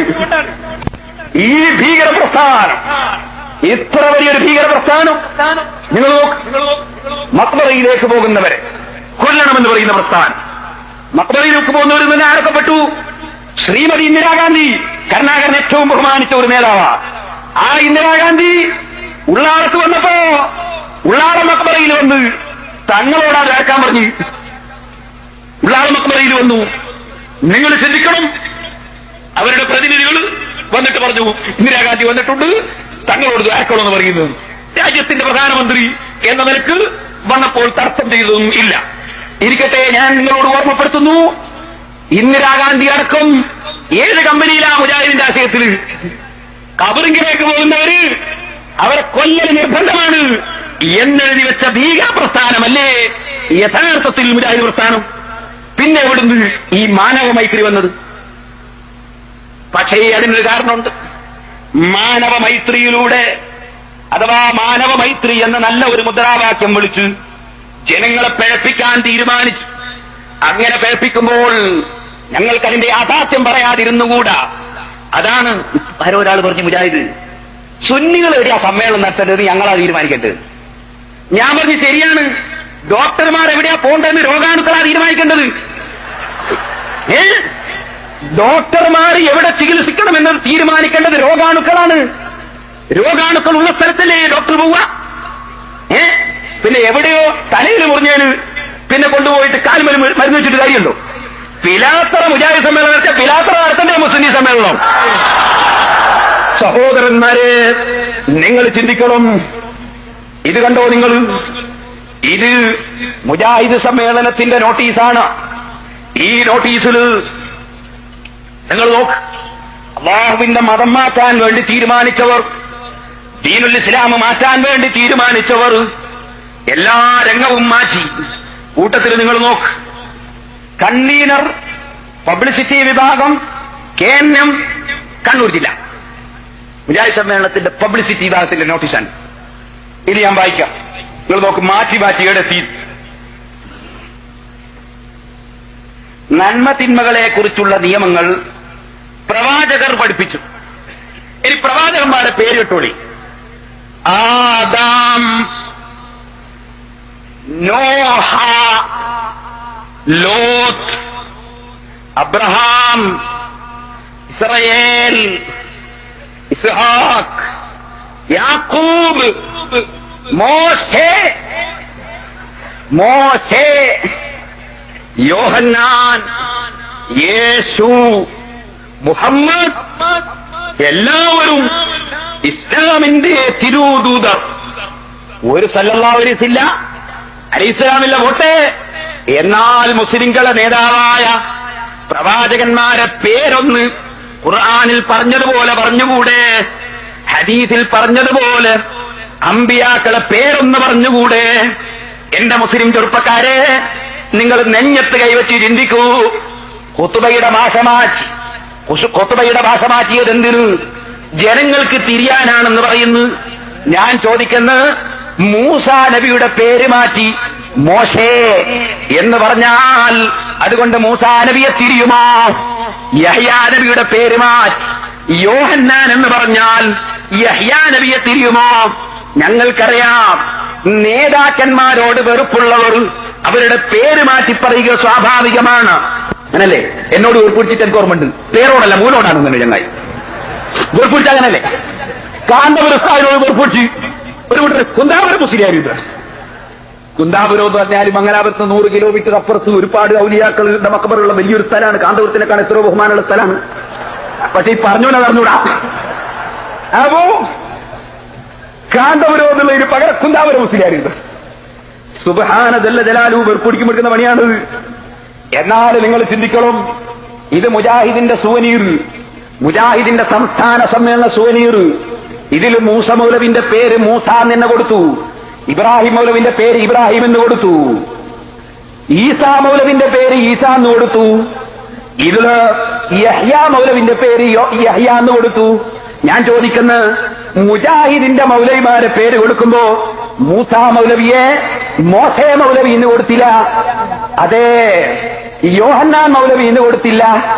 ഞങ്ങളെ നേതാക്കന്മാർ അമ്പിയാക്കളെ പേര് കൊടുക്കുമ്പോ ഞാൻ ചോദിക്കുന്നത്, ഖുർആനും സുന്നത്തും മുറുകെ പിടിക്കണമെന്ന് ഇന്ന് വരെ പറഞ്ഞ് ജനങ്ങളെ പറ്റിച്ച മുജാഹിദ് സുഹൃത്തുക്കളോട് വിനയത്തിന്റെ ഭാഷയിൽ ചോദിക്കുന്നു, മൂസാ നബിയുടെ പേര് മോശെ എന്ന് ഏത് ഖുർആനിലാണുള്ളത്? ഏത് ഹദീസിലാണുള്ളത്? മൂസാ നബിക്ക് പേര് മോശെ എന്നാക്കി മാറ്റാൻ നിങ്ങൾക്ക് അധികാരം തന്നവരാരാണ്? അല്ലാഹുവിന്റെ അമ്പിയാക്കളെ പേര് അത് മാറ്റാൻ നിങ്ങൾക്ക് അധികാരം തന്നാലും നിങ്ങളെ നേതാക്കന്മാരെ പേര് പറയുമ്പോ നിങ്ങളോട് മൂസാ മൗലവി എന്ന സ്ഥലത്ത് മോശേ മൗലവി അച്ചടിച്ചു പോയില്ലല്ലോ, യഹ്യ എന്ന സ്ഥലത്ത് യോഹന്നാൻ എഴുതിയില്ലല്ലോ, ഈസാ എന്ന സ്ഥലത്ത് യേശു എഴുതിയില്ലല്ലോ. നിങ്ങൾക്ക് ഇബ്രാഹിം മൗലവിന്റെ പേരെഴുതുമ്പോ അബ്രഹാം മൗലവിന് നിങ്ങൾ എഴുതിയില്ലല്ലോ. എന്തിന് നിങ്ങൾ മുസ്ലിം നേതാക്കളായ അമ്പിയാക്കളെ പേര് നിങ്ങൾ എന്തിന് മാറ്റിമറിച്ചു? ഖുത്ബ തിരിയാൻ മൂസാ നബിന്റെ പേര് മോശ എന്നല്ല തിരിയ, ആദം നബിന്റെ പേര് അതോ എന്നല്ല തിരിയ. എന്തിനെടുത്തു പണി? അപ്പൊ നിങ്ങൾ മനസ്സിലാക്കാം, ആകെ അല്ലാഹുവിന്റെ ദീന് മാറ്റുക എന്നത് മാത്രമാണ് ലക്ഷ്യം. ഈ ലക്ഷ്യത്തിന് വേണ്ടി ഇറങ്ങിയ ഇവർ പാവപ്പെട്ട മുസ്ലിം സമുദായത്തിലെ എത്രയോ സാധാരണക്കാരെയും അതുപോലെ തന്നെ സാധാരണക്കാരായ പുരുഷന്മാരെയും സ്ത്രീകളെയും വഴിതെറ്റിച്ചുകൊണ്ടിരിക്കുന്നു. ഇനി ഞാൻ നിങ്ങൾക്ക് വായിച്ചു കേൾപ്പിക്കും. വ്യക്തമായി ഇവർ പറയും, ഇസ്ലാമിക ശരീഅത്ത് മാറ്റണം, കാലത്തിനനുസരിച്ച് മാറ്റണം. നോക്കൂ നിങ്ങൾ, ഇത് അൽമനാർ, മുജാഹിദിന്റെ മുഖപത്രമായ അൽമനാർ 1986 ജൂലൈ. ഇതിൽ പറയും, നബി സല്ലല്ലാഹു അലൈഹി വസല്ലമക്ക് അള്ളാഹുവിന്റെ പക്കൽ നിന്ന് ലഭിച്ച ജ്ഞാനത്തെ പണ്ഡിതന്മാർ 3ആയി തിരിച്ചിരിക്കുന്നു. അതിലൊന്ന് അദൃശ്യജ്ഞാനങ്ങളിൽ പെടുന്ന പരലോക കാര്യങ്ങൾ, ദൈവത്തിന്റെ നാമവിശേഷണങ്ങൾ, സ്വർഗ നരക കാര്യങ്ങൾ, മലക്കുകൾ തുടങ്ങിയ വിശ്വാസപരമായ കാര്യങ്ങളാവും. ഇനി രണ്ടാമത്തെ കേട്ടോടെ, രണ്ടാമത്തെ വിഭാഗം നമ്മിൽ നിർബന്ധമാക്കപ്പെട്ട ആരാധനാകർമ്മങ്ങളും ശരീഅത്ത് നിയമങ്ങളുമായി ബന്ധപ്പെട്ട കാര്യങ്ങളാണ്. ഈ രണ്ടാമത്തെ വിഭാഗത്തെക്കുറിച്ച് എഴുതുന്നു നോക്കിക്കോളി. രണ്ടാമത്തെ വിഭാഗം കാലദേശ വ്യത്യാസങ്ങൾക്കനുസൃതമായി ഭേദഗതി ചെയ്യപ്പെടാവുന്നതാണ്. ഇസ്ലാമിന്റെ രണ്ടാം കാര്യം ശരീഅത്തിന്റെ കാര്യങ്ങളാണ് എന്ന് പറഞ്ഞ് പിന്നെ പറയുന്നത് എന്താണ്? ഈ രണ്ടാമത്തെ വിഭാഗം കാലദേശ വ്യത്യാസങ്ങൾക്കനുസൃതമായി ഭേദഗതി ചെയ്യപ്പെടാവുന്നതാണ്. എന്താ തെളിവ്? ഖുർആൻ. എല്ലാത്തിനും തെളിവ് ഖുർആൻ കേട്ടോ. ലികുല്ലിൻ ജഅൽനാ മിൻകും ശിർഅത്തൻ വ മിൻഹാജ 551. ഫോൺ നമ്പർ അല്ല, ആയത്തിന്റെ നമ്പർ എന്ത് പറയാണ്? അതിനാൽ ഇസ്ലാമിക ശരീഅത്ത് ജീവിതത്തിന്റെ പുതുമക്കനുസരിച്ച് പുതുമയുള്ളതും ചലനാത്മകവുമായിരിക്കണം. മാറിവരുന്ന സംഭവങ്ങൾക്കനുസൃതമായി ഇസ്ലാമിക ശരീഅത്തിനെ ചലിപ്പിച്ചിട്ടില്ലെങ്കിൽ ജീവിതത്തിൽ നിന്നും ശരീഅത്തിനെ അടർത്തിയെടുക്കുന്നതിന് തുല്യമായി തീരും. അപ്പൊ കാലം മാറി വരുമ്പോൾ ശരീഅത്ത് മാറ്റിക്കൊണ്ടിരിക്കണം എന്ന് പറയുന്നു.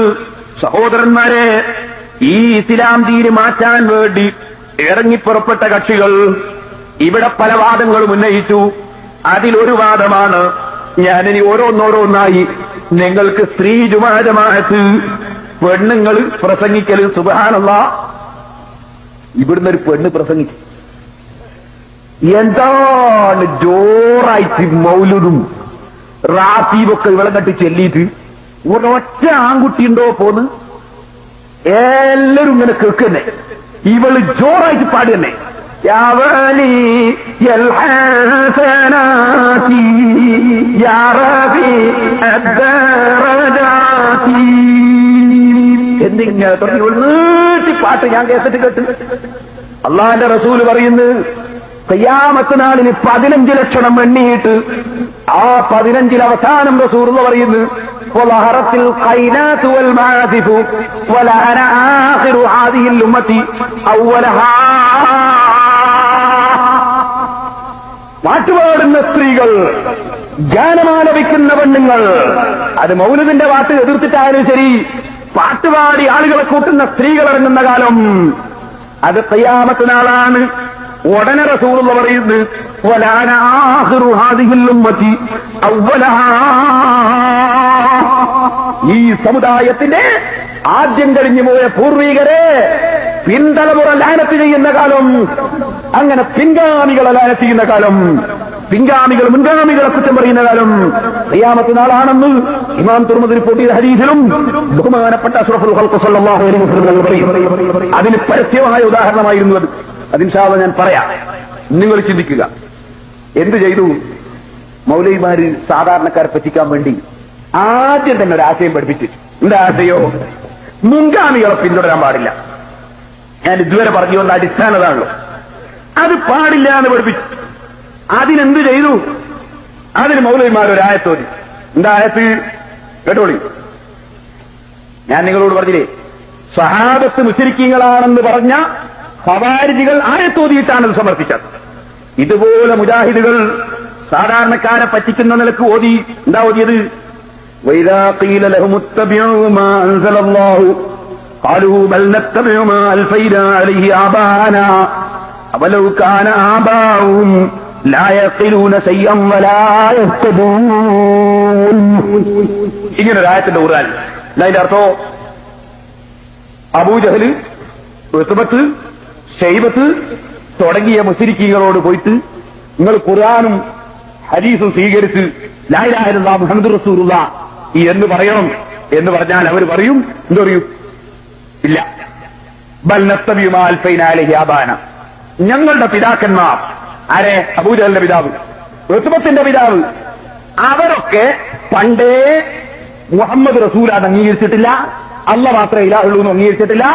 അതുപോലെ ഞങ്ങളും ഖുർആനും ഹദീസും സ്വീകരിക്കാൻ ഞങ്ങളില്ല, ഞങ്ങൾ ലാ ഇലാഹ ഇല്ലല്ലാഹ് മുഹമ്മദ് റസൂലുള്ളാഹി ഞങ്ങളില്ല എന്ന് അബൂജഹൽ ഉത്ബത്തിനെ പോലത്തവർ പറഞ്ഞിരുന്നു എന്ന് പറയുന്ന ആയത്ത്. ഈ ആയത്താണ് റസൂലുള്ള മുതൽക്ക് ഇന്ന് വരെ ലാ ഇലാഹ ഇല്ലല്ലാഹ് മുഹമ്മദ് റസൂലുള്ളാഹി എന്ന് വിശ്വസിക്കുകയും ഖുർആൻ അനുസരിച്ച് ജീവിച്ചു വരികയും ചെയ്യുന്ന സമൂഹം ഞങ്ങളുടെ പിതാക്കന്മാരെ, ഞങ്ങളുടെ മുൻഗാമികളെ സ്വീകരിക്കുന്നു എന്ന് പറയുമ്പോ അവർക്കെതിരെ ഉന്നയിക്കുന്നത്. നിങ്ങളൊന്ന് ചിന്തിച്ചു നോക്ക്. മുസ്ലിം അല്ലാത്ത മുശ്രിക്കായ ബാപ്പമാരെ തുടരുന്നതിനെ ആക്ഷേപിച്ചായത്ത, മുസ്ലിമായ ബാപ്പമാരെ തുടരുന്നതിനെ ആക്ഷേപിക്കാൻ വേണ്ടി ഉപയോഗിക്കുന്നത് ഖുർആൻ ദുർവ്യാഖ്യാനമല്ലേ? ഈ രൂപത്തിലാണ് ഓരോന്നും നടന്നത്. ഇനി നിങ്ങൾ നോക്കൂ, രണ്ടാമതായി മുജാഹിദിന്റെ ഏറ്റവും ഒന്നാമത്തെ അഭിപ്രായവും ഒന്നാമത്തെ ആശയവും എന്താണ്? ഇത് കണ്ടങ്ങൾ, ഇത് മുജാഹിദ് ഇവിടെ ഇറക്കിയ സുവനീറാണ്. ഇത് ആദ്യം തന്നെ ഡോക്ടർ ഉസ്മാന്റെ ലേഖനം. എനിക്ക് വളരെ ദയ തോന്നി ആ ഡോക്ടറെ പറ്റി. ഡോക്ടർ ഉസ്മാന്റെ ലേഖനം കണ്ട് അയാളുടെ ലേഖനം മാത്രമല്ല, സഹോദരന്മാര് അതിലെടുക്കങ്ങനെ ആരോ തെറ്റിദ്ധരിച്ചോ? ഞാനങ്ങനെ പറഞ്ഞിട്ടില്ല, തെറ്റിദ്ധരിച്ചതറിയില്ല. നായനാറും കരുണാകരനും ഒക്കെ ശ്രദ്ധിക്കണോ എന്നാ പറഞ്ഞത്. അവര് തെറ്റിദ്ധരിക്കരുത് എന്ന് പറഞ്ഞത്. നായനാർ ഇവിടെ സമ്മേളനത്തിൽ പങ്കെടുത്തിട്ടൊന്നുമില്ല. ഞാനങ്ങനെ പറഞ്ഞിട്ടില്ലല്ലോ. നായനാർ സമ്മേളനത്തിൽ പങ്കെടുത്ത് പറഞ്ഞോ? ഞാൻ മനഃപൂർവ്വം എന്തായാലും പറഞ്ഞിട്ടില്ല. അറിയാതെ പറഞ്ഞിട്ട് ഞാനറിയില്ല. പറഞ്ഞിട്ടുണ്ടെങ്കിൽ പറഞ്ഞിട്ടില്ല നിങ്ങളും കൂട്ടി. നായനാരോട് സമ്മേളനത്തിൽ പങ്കെടുത്തില്ല, എല്ലാവർക്കും പറഞ്ഞൂടെ? കരുണാകരൻ തന്നെ ഇപ്പൊ മുഖ്യമന്ത്രി എല്ലാത്തോണ്ട് വന്നതല്ലാതെ മുഖ്യമന്ത്രി എന്നയാൾ വരുമോ? അപ്പോ അതിരിക്കട്ടെ. ഞാൻ പറഞ്ഞു വന്നത്, നിങ്ങൾ ചിന്തിക്കണം. ഇവിടെ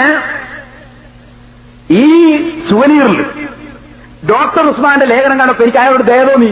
കാരണം അയാൾ പാവോ, അയാളെ മൗലവിമാർ പറ്റിച്ചെടുക്കും. അള്ളാഹു പെട്ടുപോയ എല്ലാവർക്കും സന്മാർഗം കാണിച്ചു കൊടുക്കട്ടെ. ഞമ്മക്ക് ഡോക്ടർ ഉസ്മാൻ നന്നാകുന്നതിന് നമുക്ക് വിരോധമൊന്നുമില്ല. നമുക്ക് അതിന് സന്തോഷമേ ഉള്ളൂ. എല്ലാവരും നന്നാവണം നമ്മൾ ആഗ്രഹം. ആരോടും വൈരാഗ്യമില്ല, ആരോടുമില്ല വൈരാഗ്യം. ഉമർ മൗലവിയോട് വരെയില്ല. അത് അയാൾക്കും ഹിദായത്ത് തൊട്ടാൽ അൽഹംദുലില്ലാ സന്തോഷം. ഞങ്ങൾക്ക് മെമ്പർമാർ കുറഞ്ഞു പോയിട്ടൊന്നുമല്ല. പക്ഷേ ഫിറഔനിനോട് വരെ ഉലാലഹു ഖൗലൻ ലയ്യിനൻ ലഅല്ലഹു യതദക്കറു ഔ യഖ്ശാ, നല്ല നിലക്ക് പറഞ്ഞ് മനസ്സിലാക്കി കൊടുക്കും മൂസാ നബിയെ എന്നല്ലേ അള്ളാഹ് പറഞ്ഞത്. അതുകൊണ്ടാണ് ഞങ്ങൾക്കറിയാം മുസ്ലിയാമാരെ വേഷം കെട്ടി മുസ്ലിയാമാരെ ഫോട്ടോ എടുത്ത് പണ്ഡിതന്മാരെ പരിഹസിക്കുന്ന ഒരുപാട് ലേഖനം ഇതിലുണ്ട്. ഞങ്ങളെ പരിഹസിച്ചുകൊണ്ട് ഇവിടെ ഒരുപാട് പ്രസംഗം പലരെ കൊണ്ടും നടത്തിച്ചിട്ടുണ്ട്. പക്ഷേ ഞങ്ങൾ പരിഹാസത്തിന്റെ ആളുകളല്ല, ഞങ്ങൾക്ക് പരിഹാസത്തിന്റെ ആവശ്യവുമില്ല. ഞങ്ങൾ ഇവിടെ പരിഹസിക്കാൻ വേണ്ടി നാടകക്കാരല്ല, ഞങ്ങൾ നൃത്തക്കാരല്ല, സർക്കസുകാരല്ല. ഞങ്ങൾ അല്ലാഹുവിന്റെ ഖുർആനിന്റെ ആശയം പഠിച്ചത് പറയലാണ് ഞങ്ങളുടെ ലക്ഷ്യം. അത് ഞങ്ങൾ പറയുന്നു. ഇഷ്ടമുള്ളവർക്ക് സ്വീകരിക്കാം, അല്ലാത്തവർക്ക് അവരുടെ വഴിക്ക് നടക്കാം. സഹോദരന്മാരെ, നിങ്ങൾ ചിന്തിക്കൂ. ഇവിടെ തന്നെ ആദ്യത്തെ ലേഖനം ഡോക്ടർ ഉസ്മാൻ എന്തായാലും ഹെഡിങ് അള്ളാഹു ഇവരിൽ നിന്ന് രക്ഷിക്കട്ടെ. ഞാനും പറയുന്നത് അങ്ങനെ തന്നെ കേൾക്കണം. ഇവരിൽ നിന്ന് അയാൾ പറഞ്ഞ് ആരെ കൊണ്ടായിരിക്കണോ? അയാളെ കൂടെയുള്ളവരിൽ നിന്ന്. നമ്മളെ കൊണ്ടാണെങ്കിൽ അവരിൽ നിന്ന് തന്നെ പറയേണ്ടി. ഇവരിൽ നിന്ന് പറഞ്ഞാൽ അടുത്തതായിരിക്കണ്ടേ? നല്ല ദ്വായിക്കണ്ടേ? എന്നിട്ട് അയാൾ ഇതിൽ പറയുന്നു, കേട്ടോ, അള്ളാഹുവിന് വലിയ തർപ്പിടാതിരിക്കും. ഏറ്റവും വലിയ തർപ്പം അത് ശരിക്കും മനസ്സിലാക്കി. അള്ളാഹുവിന് പുറമെയുള്ളവരെ വിളിച്ച് പ്രാർത്ഥിക്കണം അവർക്കുള്ള ഇബാദത്താണെന്നും അത്തരം പ്രാർത്ഥനകൾ ശിർക്കാണെന്നും പരിശുദ്ധ ഖുർആൻ ആവർത്തിച്ച് പ്രഖ്യാപിക്കുന്ന കാര്യമാണ്. മലയാള ഭാഷയിലേക്ക് വിവർത്തനം ചെയ്തിട്ടുള്ള ഏത് ഖുർആൻ പരിഭാഷ നോക്കിയാലും ഈ കാര്യം ഏത് സാധാരണക്കാരനും വ്യക്തമായി മനസ്സിലാവുന്നതാണ്. ഇപ്പൊ ഒരു കാര്യം നമുക്ക് തിരിഞ്ഞിരിക്കും. ഇയാള് ഇത് മനസ്സിലാക്കിയത് മലയാളത്തിലുള്ള ഖുർആൻ പരിഭാഷ നോക്കിയിട്ടാണ്. കാരണം ഇയാൾ ഡോക്ടറാണല്ലോ, മൗലവിയല്ലല്ലോ. അപ്പൊ മലയാള ഖുർആൻ പരിഭാഷ നോക്കിയിട്ടാണ് ഇയാൾ എന്താക്കിയത്? സുന്നികളൊക്കെ തിരുത്തിയ ആളാണ് വിധിച്ചത്. എന്നാൽ അയാൾ നോക്കിയതോ എല്ലാം നോക്കിനോ? എല്ലാ ഖുർആൻ പരിഭാഷയിലും അങ്ങനെ ഉള്ളതെന്നാണ് പറയുന്നത്. എന്നാൽ സുന്നികളായ ആളുകള് പരിഭാഷ എന്ന പേരിൽ ചിലതൊക്കെ ഇറക്കിയിട്ടുണ്ട്. അതയാൾ വായിച്ചിട്ടുണ്ടെങ്കിലോ ഇങ്ങനോട്ട് അയാൾ എഴുതിയില്ല. അത് ഞാൻ തെളിയിച്ചു തരാം, നോക്കിക്കോളി. നിങ്ങൾ നോക്കൂ, അയാൾ എന്നെ പറയട്ടെ, പറയുക. ഖുർആൻ അയാളാത്ത പറയണേ, പറയുക, ഞാൻ എന്റെ റബ്ബിനെ മാത്രം വിളിച്ച് പ്രാർത്ഥിക്കുന്നു, അവനിൽ ഞാൻ ആരെയും പങ്കുചേർക്കുകയില്ല. സൂറത്തുൽ ജിന്ന്. ഇയാൾ നോക്കിയ ഖുർആൻ പരിഭാഷയിൽ ഇങ്ങനെയാണ് അർത്ഥമുള്ളത്. ഇയാൾ പറയുന്നത് ഏത് ഖുർആൻ പരിഭാഷ മലയാളത്തിൽ എടുത്തു ഇങ്ങനെ തന്നെയുള്ളത്. എന്നാൽ ഇതാ നിങ്ങൾ ചിന്തിക്കണം, ഒരു സ്പെഷ്യൽ ബിരിയാണി ഉണ്ടല്ലോ ലാസ്റ്റ് ദിവസം, ഇതിനൊരു മജ്ബൂസ, മജ്ബൂസ്. അത് നമുക്ക് മങ്കൂസ് ഉണ്ടല്ലോ, ഒരു മജ്ബൂസ് ഒഴിപ്പിക്കട്ടെ. ഇങ്ങനത്തെ മജ്ബൂസൊന്നും ഇല്ലാണ്ട് ഇവിടെ ഒരുമിച്ച് കൂടിയ ഈ ലക്ഷങ്ങളെ സാക്ഷി നിർത്തിയിട്ട് ഞാൻ ഡോക്ടർ ഉസ്മാനെ ക്ഷണിക്കണം. എന്തിന്? കേരള നേതൃത്വ മുജാഹിദിന്റെ പ്രസിഡന്റാണ് അദ്ദേഹം എന്നാണ് ഞാൻ മനസ്സിലാക്കുന്നത്. അദ്ദേഹത്തെ ക്ഷണിക്കണം. വിനയപൂർവ്വം, ഒന്നും ചെയ്യില്ല. എന്തിന്? മലയാളത്തിലുള്ള ഖുർആൻ പരിഭാഷകൾ മുഴുവനും ഇങ്ങനെയാണുള്ളത്. സൂറത്തുൽ ജിന്നിൽ ഈ ആയത്തിനർത്ഥമല്ലേ പറഞ്ഞത്? ഇതായൊരു പരിഭാഷ. ഇതാരതാണ്? ഇത് ടി കെ അബ്ദുള്ള മൗലവിയുടേത്. ഈ പരിഭാഷ മലയാളത്തിലുള്ളതാണ്. ഇതിൽ നിങ്ങൾ നോക്കൂ, 576 പേജ്. ഈ ആയത്തിന് അദ്ദേഹം കൊടുത്ത അർത്ഥം നോക്കാം. ഇയാൾ പറയുന്ന മലയാളത്തിലുള്ള സർവ്വ പരിഭാഷയിലും ഇങ്ങനെയുള്ളത്. മലയാളത്തിലുള്ള പരിഭാഷ പോലും വായിച്ചു നോക്കാതെ ഏതോ മൗലവിമ പറഞ്ഞു കൊടുത്തത് അണ്ണാക്ക് തൊടാതെ അങ്ങനെ തന്നെ വിഴുങ്ങലാണോ ഡോക്ടറെ ബുദ്ധി? നിങ്ങൾ എന്തുകൊണ്ട് സുന്നി പണ്ഡിതന്മാരുമായി ബന്ധപ്പെട്ടില്ല? അള്ളാഹു ഇനിയെങ്കിലും നിങ്ങൾക്ക് സന്മാർഗം കാണിച്ചു തരട്ടെ. നിങ്ങൾ എന്റെ അറിവിൽപ്പെട്ടിടത്തോളം നിങ്ങൾ പണ്ട് മുജാഹിദുമായിരുന്നില്ല, അതിനേക്കാൾ പേച്ചതായിരുന്നു എന്നാണ് എന്റെ അറിവ്. പിന്നെ നിങ്ങൾ മുജാഹിദായതാണ്. നിങ്ങൾ ഒന്നുകൂടി നന്നാകട്ടെ, നിങ്ങൾ സുന്നി പണ്ഡിതന്മാരുമായി ബന്ധപ്പെടൂ. ഞാൻ വിനയത്തോടെ ക്ഷണിക്കുന്നു. മുജാഹിദിൽ പെട്ടുപോയ സർവ്വ ഡോക്ടർമാരെയും ക്ഷണിക്കുന്നു, മുജാഹിദിൽ പെട്ടുപോയ സർവ്വ എഞ്ചിനീയർമാരെയും ക്ഷണിക്കുന്നു, സർവ്വ വക്കീലന്മാരെയും ക്ഷണിക്കുന്നു, സർവ്വ ഉദ്യോഗസ്ഥന്മാരെയും ക്ഷണിക്കുന്നു.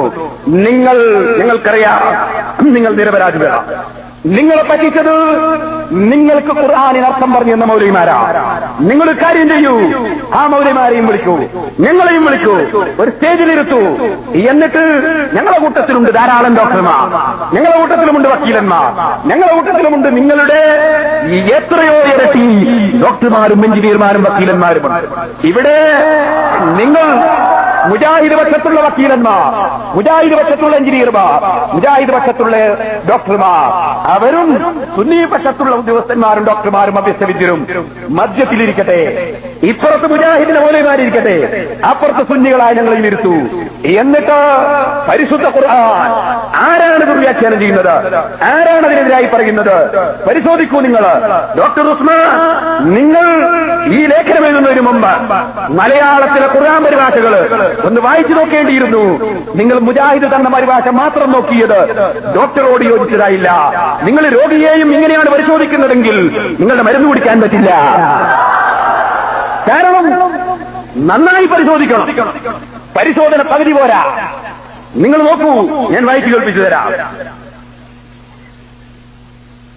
576 എന്താണ് ആയത്? വഅന്നൽ മസാജിദ ലില്ലാഹി ഫലാ തദ്ഉ മഅല്ലാഹി അഹദാ. ഇതിന് ഡോക്ടർ ഉസ്മാൻ കണ്ട അർത്ഥം എന്താണ്? പറയുക, ഞാൻ എന്റെ റബ്ബിനെ മാത്രം വിളിച്ച് പ്രാർത്ഥിക്കുന്നു, അവനിൽ ഞാൻ ആരെയും പങ്കുചേർക്കുകയില്ല. സൂറത്തുൽ ജിന്ന. ഇത് ഡോക്ടർ ഉസ്മാൻ എഴുതിയ അർത്ഥമാണ്. നട്ടിക്കാൻ പോലും ഖുർആൻ പരിഭാഷ നോക്കി നമ്മൾ കേട്ടോളൂ. തീർച്ചയായും പള്ളികൾ, നമസ്കാര സ്ഥലങ്ങൾ അള്ളാഹുവിനുള്ളതാണ്.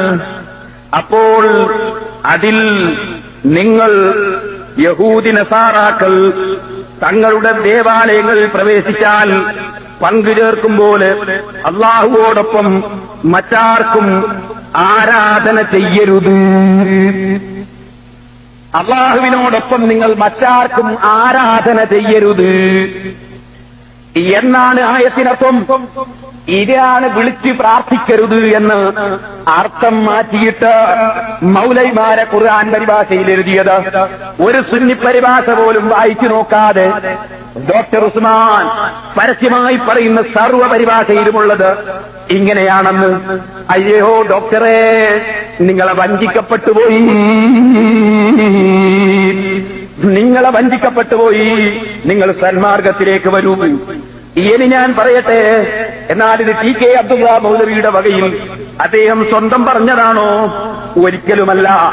ലോകത്തുള്ള ഖുർആൻ വ്യാഖ്യാനങ്ങൾ നിങ്ങളെടുത്ത് പരിശോധിക്കൂ.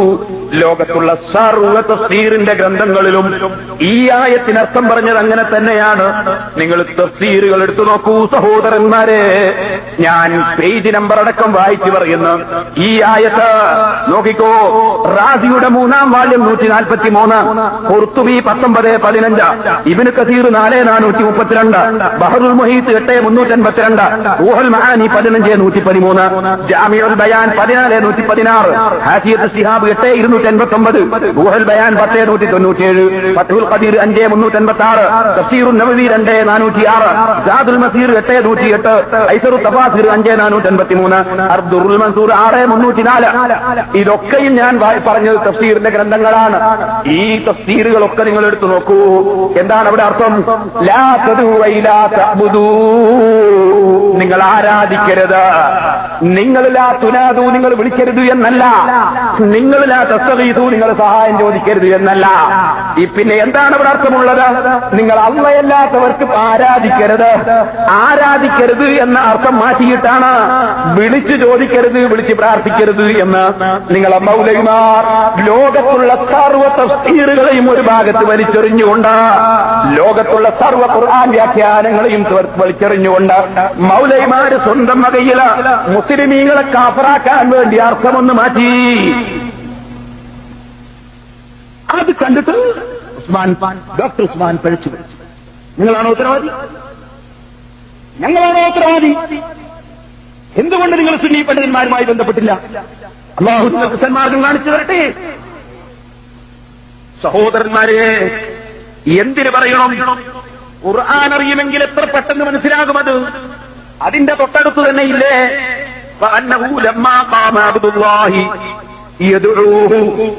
എന്താണ് സംഗതി? അള്ളാനെ വിളിക്കാൻ വേണ്ടി റസൂലുള്ള നിന്നപ്പോഴാണോ ഇതിന്റെ അർത്ഥോ? മറിച്ച് അല്ല, അള്ളാഹുവിനെ ആരാധിക്കാൻ വേണ്ടി റസൂലുള്ള നിന്നപ്പോൾ, അതായത് റസൂലുള്ള നിസ്കരിച്ചപ്പോൾ എന്നാണ്. അപ്പൊ റസൂലുള്ളാഹി സ്വല്ലല്ലാഹു അലൈഹി വസല്ലം തങ്ങളുടെ നിസ്കാരത്തെ സംബന്ധിച്ച്, ആരാധനയെ സംബന്ധിച്ച് അവിടെ പറഞ്ഞു യദ്ഉഹു, ആരാധിച്ചപ്പോ. ദഅ എന്ന പദത്തിന് 16ഓളം അർത്ഥങ്ങളുണ്ട്. ദഅ എന്ന പദത്തിന് 16ഓളം അർത്ഥങ്ങളുണ്ട്. അറബി ഭാഷ എന്ന് പറഞ്ഞാൽ അതൊരു ചെറിയ സംഗതിയല്ല. അറബി ഭാഷ നിങ്ങൾ മനസ്സിലാക്കണം. ദുആ എന്ന പദത്തിന് 16ഓളം അർത്ഥങ്ങൾ. ബസായിറു തമീസ് എന്ന ഗ്രന്ഥത്തിന്റെ 200-ാം വാല്യം, 2ാമത്തെ വാല്യം 600-ാമത്തെ പേജിൽ അതാ ഇമാം ഫൈറൂസാബാദി റഹിമഹുല്ലാഹ് രേഖപ്പെടുത്തിയതായി കാണാം. എന്തൊക്കെ അർത്ഥങ്ങളുണ്ട് ദുആ എന്ന പദത്തിന്? ദുആ എന്നതൊക്കെയും ആരാധനയാണെന്നൊരു വാദം.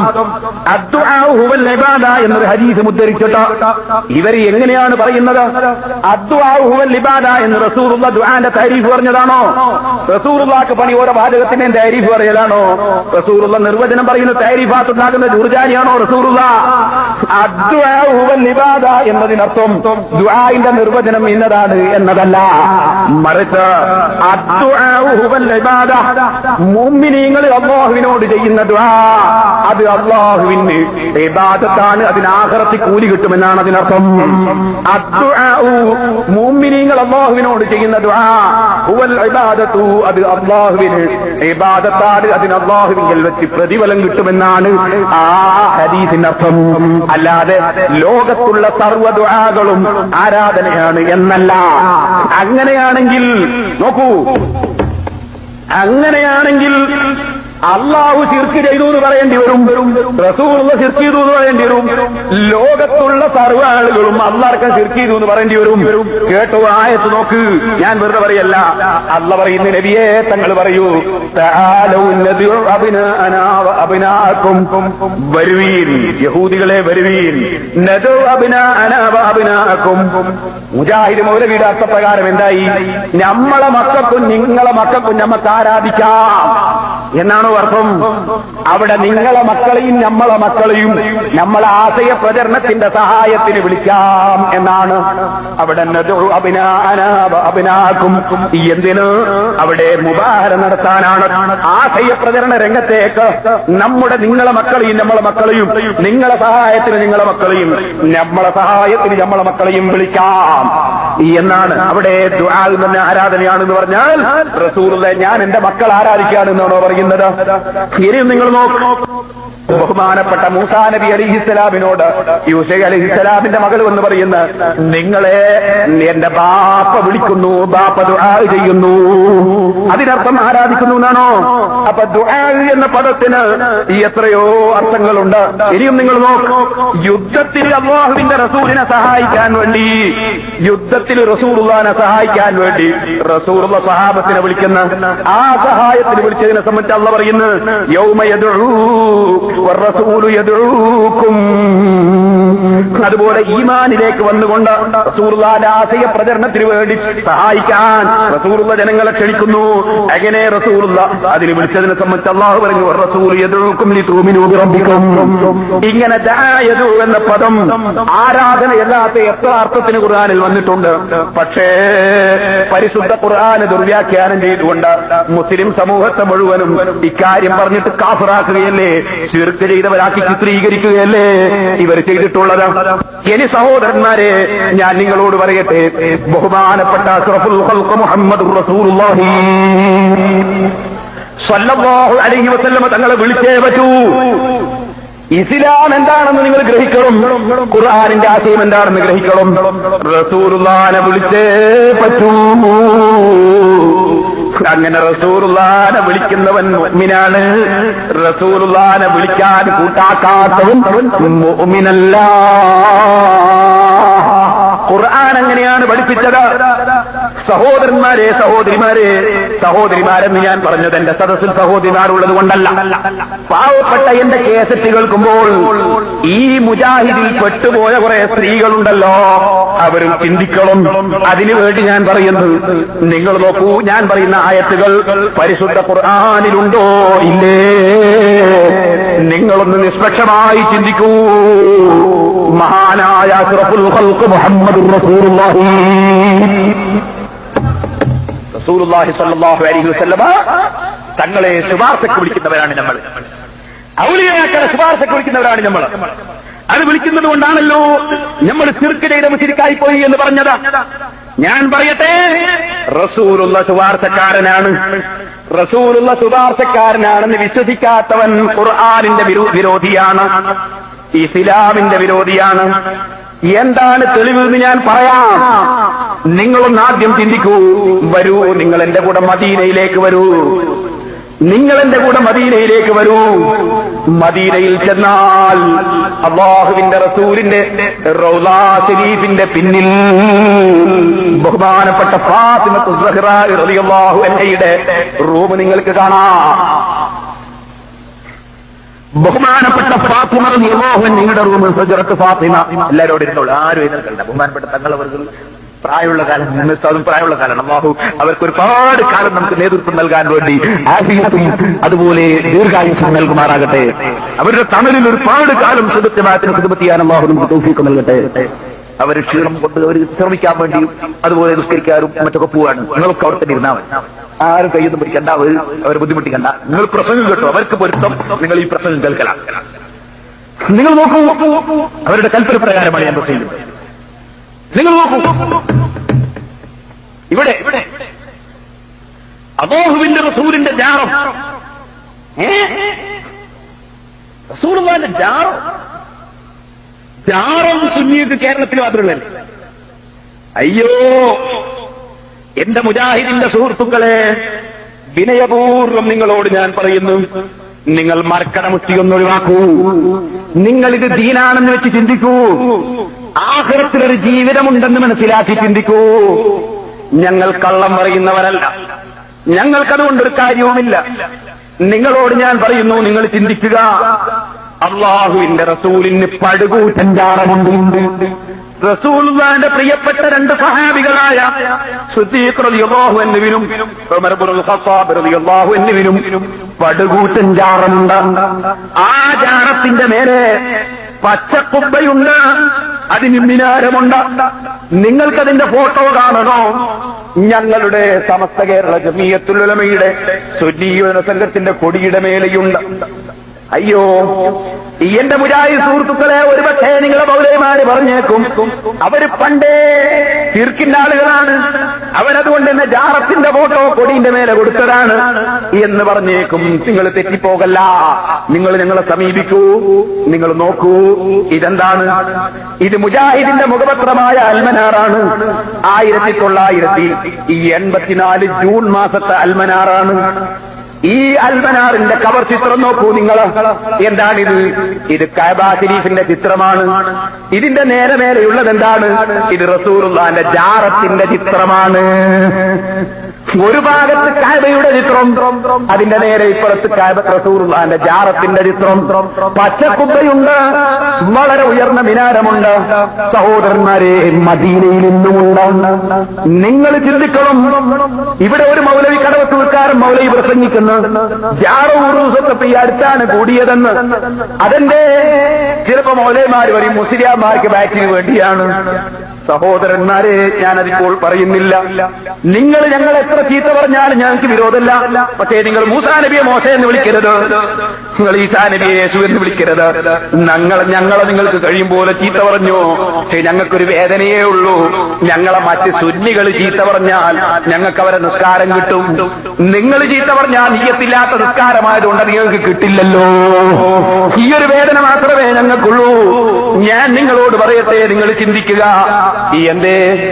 ഇത് മുജാഹിദിന്റെ അൽമനാറ്, ഇതിൽ റസൂലുള്ളാന്റെ ജാറത്തിന്റെ ചിത്രം. ബഹുമാനപ്പെട്ട ഫഹദ് രാജാവിന് വയറ്റിന് വേണ്ടിയാണോ റസൂലുള്ളാന്റെ ജാറം നിലനിർത്തിയത്? മുൻഗാമികൾ മദീനയിൽ റസൂലുള്ളാന്റെ ജാറം നിലനിർത്തിയത്, വെച്ചുണ്ടാക്കിയത് അത് എന്തിനു വേണ്ടി? അവർക്ക് വയറ്റിന് വേണ്ടിയാണോ സഹോദരന്മാരെ? ഇത് മുജാഹിദിന്റെ അൽമനാറിന്റെ കവർ ചിത്രമാണ്. അതെന്തിനാ അവർ കൊടുത്ത്? അത് കൊടുക്കാൻ കാരണം ഈ അൽമനാറിൽ ഒരു കളവുണ്ട്. ആ കളവ് ലോകത്തറിയാതിരിക്കാൻ വേണ്ടി റസൂലുള്ളാന്റെ ജാറം കൊണ്ട് ബർക്കത്തെടുത്തതാണ്. പക്ഷേ റസൂലുള്ളാന്റെ ജാറം കളവിന് കൂട്ടു നിൽക്കുന്ന ജാറമല്ല. ഇത് കള്ളത്തരീഖത്തുകാരുടെ ജാറല്ല. ഇത് അഷ്റഫുൽ ഖൽഖ് മുഹമ്മദുർ റസൂലുള്ളാഹി സ്വല്ലല്ലാഹു അലൈഹി വസല്ലം തങ്ങളുടെ ജാറമാണ്. അതുകൊണ്ട് തന്നെ ഇത് കളവിന് കൂട്ടു നിൽക്കുന്ന ജാറമല്ല. എന്തേ? ഇതിലുള്ള കളവെന്താണ്? ഇതിലുള്ള കളവ് മക്കയിലും മദീനയിലും റസൂലുള്ളാന്റെ കാലം മുതൽക്ക് 20 റക്അത്ത് തറാവീഹ് നിസ്കരിക്കുന്നു. കഴിഞ്ഞ കൊല്ലം വരെ ഞാൻ പറഞ്ഞില്ലേ, അത് 20 ഇല്ല എന്നാണ് മുജാഹിദ് വാദം. ആ വാദത്തിന് അവർക്ക് തെളിവൊന്നുമില്ല. അല്ലാഹുവിന്റെ റസൂല് വിത്ർ നിസ്കരിച്ച നിസ്കാരത്തെ സംബന്ധിച്ചു ആയിഷ ബീബി റളിയല്ലാഹു അൻഹാ വിത്ർ 11നേക്കാൾ വർദ്ധിപ്പിക്കാറില്ലെന്ന് പറഞ്ഞൊരു ഹദീസുണ്ട്. ആ ഹദീസിന്റെ അർത്ഥം മാറ്റിയിട്ടാണ് മൗലവിമാര് പറയാറുള്ളത്. റസൂലുള്ളാഹി സ്വല്ലല്ലാഹു അലൈഹി വസല്ലം തങ്ങൾ സാധാരണ നിസ്കരിച്ചു വരുന്ന വിത്ർ നിസ്കാരം റമദാനിൽ വല്ല പ്രത്യേകതയുമുണ്ടോ എന്ന് അബൂ സലമ റളിയല്ലാഹു അൻഹു ചോദിച്ചു. കൈഫ കാനതു സ്വലാത്തു റസൂലില്ലാഹി സ്വല്ലല്ലാഹു അലൈഹി വസല്ലം ഫീ റമദാന? റസൂലുള്ളാഹിന്റെ ആ പ്രത്യേക നിസ്കാരം എന്നൊരു അർത്ഥം കിട്ടി. അത് അറബി പഠിച്ചെല്ലാം പറയാം. സലാത്ത് തന്നെ നെക്രിയാണ്, റസൂലില്ലാഹി മൈരിഫിയാണ്. നെക്രയുടെ മൈരിഫിലേക്ക് ഇലാഫത്ത് ചെയ്താൽ അത് മൈരിഫിയാണ്. അപ്പൊ ഒരു പ്രത്യേക നിസ്കാരം എന്നാണ്. ഏതോ ഒരു നിസ്കാരം എന്നല്ല, എല്ലാ നിസ്കാരവും ഒന്നുമല്ല, ഒരു മുഅയ്യനായ നിസ്കാരം എന്നാണ് അറബി പഠിച്ച എല്ലാവർക്കും അറിയാം. അപ്പൊ സലാത്ത് റസൂലില്ലാഹി, റസൂലുള്ളാഹിന്റെ നിങ്ങൾക്കും എനിക്കും അറിയുന്ന ആ നിസ്കാരം, അത് ഫീ റമദാന, റമദാനിൽ എങ്ങനെയായിരുന്നു എന്നാ ചോദിച്ചു. റമദാൻ ശരിക്കും മനസ്സിലാക്കാം. റമദാനിൽ ആ നിസ്കാരം എങ്ങനെയായിരുന്നു? റമദാനിൽ എങ്ങനെയായിരുന്നു എന്ന് ചോദിക്കണമെങ്കിൽ എന്ത് വേണോ? ആ നിസ്കാരം എല്ലാ മാസത്തിലും വേണം. എല്ലാ മാസത്തിലുള്ള നിസ്കാരത്തെ പറ്റി മാത്രമേ റമദാനിൽ എങ്ങനെയെന്ന് ചോദ്യം ഉണ്ടാവുള്ളൂ, അല്ലെ ചോദിക്കേണ്ടിയില്ല. അതെങ്ങനെയെന്ന് ചോദിച്ചാൽ മതി. റമദാനിൽ എങ്ങനെയെന്ന് ചോദിക്കണമെങ്കിൽ എപ്പോ ഉള്ള കാര്യം, റമദാനിൽ മാത്രമുള്ള കാര്യത്തെ പറ്റി ആ നിസ്കാരം റമദാനിൽ എങ്ങനെയെന്ന് ചോദിക്കണ്ടില്ല. പിന്നെ നിസ്കാരം എങ്ങനെയെന്ന് ചോദിച്ചാൽ മതി. അപ്പൊ എല്ലാവർക്കും ഉള്ളക്കാരാണ്. പക്ഷെ മൗലവിമാരോട് അർത്ഥം മാറ്റി, റമദാനിലെ നിസ്കാരം അർത്ഥം മാറ്റി. അങ്ങനെ അതിനർത്ഥമേ ഇല്ല. മറിച്ച് നിങ്ങൾക്കും എനിക്കും അറിയുന്ന ആ നിസ്കാരം റമദാനിൽ എങ്ങനെയെന്നാ ചോദ്യം. അതിനനുസരിച്ചുള്ള മറുപടി നോക്കുക. ആയിഷബീവിന്റെ മാകാന യസീദു ഫീ റമദാന വലാ ഫീ ഗൈരിഹി അലാ 11 റക്അ. റമദാനിലും അല്ലാത്തപ്പോഴും അത് 11നേക്കാൾ ഏറ്റാറില്ല. ഏതാണ് ആ നിസ്കാരം? ലാസ്റ്റ് ആയിഷബി പറയുന്നത് അത് വിത്ർ നിസ്കാരമാണ്. ആ നിസ്കാരം നിസ്കരിക്കുന്ന മുമ്പ് റസൂൽ ഉറങ്ങാറുണ്ട്. അത്തനാമു ഖബറാൻ തൂത്ര. വിത്ർ നിസ്കരിക്കുന്ന മുമ്പ് ഉറങ്ങാണോ എന്ന് ഞാൻ ആ സമയത്ത് ചോദിച്ചിട്ടുണ്ട്. റസൂൽ മറുപടിയും പറഞ്ഞിട്ടുണ്ട്. എന്താ പറഞ്ഞത്? ഇന്നായിനിയത്തനാമാലിവതാണ് അല്ലാത്തനാമ കൽബി, എന്റെ കണ്ണേ ഉറങ്ങുള്ളൂ, മനസ്സുറങ്ങില്ല, ഞാൻ വിത്ർ കുറച്ച് കഴിഞ്ഞിട്ട് നിസ്കരിച്ചോളും എന്ന് മറുപടി പറഞ്ഞു. അതിലെ ബഹുമാനപ്പെട്ട ആയിഷ ബീവിയോട് ചോദിച്ചത് ശിഷ്യനും ആയിഷ ബീവിക്കും രണ്ടാക്കും അറിയുന്ന ഒരു നിസ്കാരത്തെ പറ്റിയാണ്. അത് റമദാനിലുണ്ട്, അല്ലാത്തപ്പോഴും. ആ നിസ്കാരം റമദാനിന് പ്രത്യേകത ഉണ്ടോ എന്ന് ചോദിച്ചാൽ ആ നിസ്കാരത്തിന് വല്ല വിശേഷതയും റമദാനിലുണ്ടോ? മറുപടി റമദാനിലും അല്ലാത്തപ്പോഴും അത് 11നേക്കാൾ ഏറ്റാറില്ല. എന്നാൽ ആയിഷ ബീവി പറയുന്നത് യുസല്ലി അർബഅൻ, റസൂലുള്ളാഹി 4 4 3 ആയിട്ടാണ് നിസ്കരിക്കാറുള്ളത്. 4 4 3 ആയിട്ട് നിസ്കരിക്കുന്ന നിസ്കാരം ഏതാണ്? അത് ആയിഷ ബീവി തന്നെ പറഞ്ഞാൽ ഈ അബൂ ദാവൂദ് റിപ്പോർട്ട് ചെയ്തു. കാന യൂത്തിറു ബിസമാനിൻ വസലാസിൻ, റസൂലുള്ളാഹി 8 3 11 കൊണ്ട് വിത്ർ നിസ്കരിക്കാറുണ്ടായിരുന്നു. അപ്പൊ റസൂലുള്ളാഹിന്റെ 8 3 11 വിത്ർ ഒന്നുകൂടി നോക്കിക്കോ. റസൂലുള്ളാഹിനോട് ഒരാൾ വന്ന് ചോദിക്കാം, ആയിഷ ബീവിയോട് ഒരാൾ വന്ന് ചോദിക്കുന്നു, അംബിഇനി അം വിത്രി റസൂലില്ലാഹി, റസൂലുള്ളാഹിന്റെ വിത്ർ നിസ്കാരം എത്രയാണെന്ന? ആയിഷ ബീവി പറയുന്നു, എണ്ണിക്കണക്കാക്കി കൊടുത്തിട്ട് പറയുന്നു, തിൽക 11 റക്അത യാ ബുനയ്യ, വിത്ർ നിസ്കാരം 3 റക്അത്തായി 11 റക്കഅത്താണ് മോനെ, വിത്ർ നിസ്കാരം 11 റക്കഅത്താണ് മോനെ. അപ്പൊ ആയിഷ ബീവി പറഞ്ഞ 11 എന്താണ്? വിത്റാണ്. എന്നാൽ ഈ റിപ്പോർട്ട് തന്നെ ബാക്കി ഭാഗത്തത് പറയുന്നു, മൗലവിമാരത് മൂടി വെച്ചതാണ്. എന്താണ് അവിടെ ഉള്ളത് നോക്കൂ നിങ്ങൾ. ആയിഷ ബീവി പറയുന്നു 4 8 3 11 റസൂലൊക്കെ. പക്ഷേ നിസ്കരിക്കുന്നതിന് മുമ്പ് റസൂൽ ഉറങ്ങും എന്ന് സൂചിപ്പിച്ചുകൊണ്ട് ആയിഷ ബീവി പറയുന്നു കാനയനാമു അവ്വലഹു വയഖൂമു ആഖിറഹു എന്ന് വേറെ ഹദീസിൽ ആയിഷ ബീവി പറഞ്ഞു. റസൂൽ ആദ്യം ഇശായിനും ഉറങ്ങും, ഇശാക്കരിച്ചാൽ ഉറങ്ങും, ഇശാക്കരിച്ചാൽ വിത്റിനും ഉറങ്ങും. അങ്ങനെ ഉറങ്ങുമ്പോ ഞാൻ ചോദിച്ചു അത്തനാമ കബലാൻ തൂത്തറ, തങ്ങൾ വിത്തരക്കരിക്കുന്നതിന് മുമ്പ് ഉറങ്ങാണോ എന്ന് ചോദിച്ചു. അപ്പൊ ആയിഷ ചോദിക്കാനുള്ള കാരണം, അതിനൊരു കാരണമുണ്ട്, എല്ലാവർക്കും അറിയുന്ന കാരണം, ചരിത്രപരമായ കാരണം. ഇബ്നു ഹജർ അൽ അസ്ഖലാനി റഹിമഹുല്ലാഹ് ഫത്ഹുൽ ബാരി പറഞ്ഞിട്ടുണ്ട്. എന്താണ് കാരണം? ആയിഷ ബീവി സിദ്ദീഖ് റളിയല്ലാഹു അൻഹയുടെ മകളാണ്. സിദ്ദീഖ് റളിയല്ലാഹു അൻഹുവിന്റെ പതിവ് ഇശാ നിസ്കരിച്ചിട്ട് വിത്ർ നിസ്കരിച്ചേ ഉറങ്ങാറുള്ളൂ. അപ്പൊ ബാപ്പന്റെ പതിവ് ഇശാ നിസ്കരിച്ചിട്ട് വിത്ർ നിസ്കരിച്ചേ ഉറങ്ങാറുള്ളൂ. ആ ബാപ്പയുടെ അടുക്കൽ നിന്ന് വന്ന ആയിഷ ബീവി റളിയല്ലാഹു അൻഹ ഇപ്പൊ റസൂലുള്ളാഹിന്റെ ഭാര്യയാണ്. റസൂലുള്ളാഹിന്റെ അടുത്ത് വന്ന് നോക്കുമ്പോ ഇശാ നിസ്കരിച്ച് വിത്ർ നിസ്കരിക്കുന്നതിന് മുമ്പ് റസൂൽ ഉറങ്ങുക. ഇത് ബാപ്പ ചെയ്യുന്നതിനെതിരാണ്.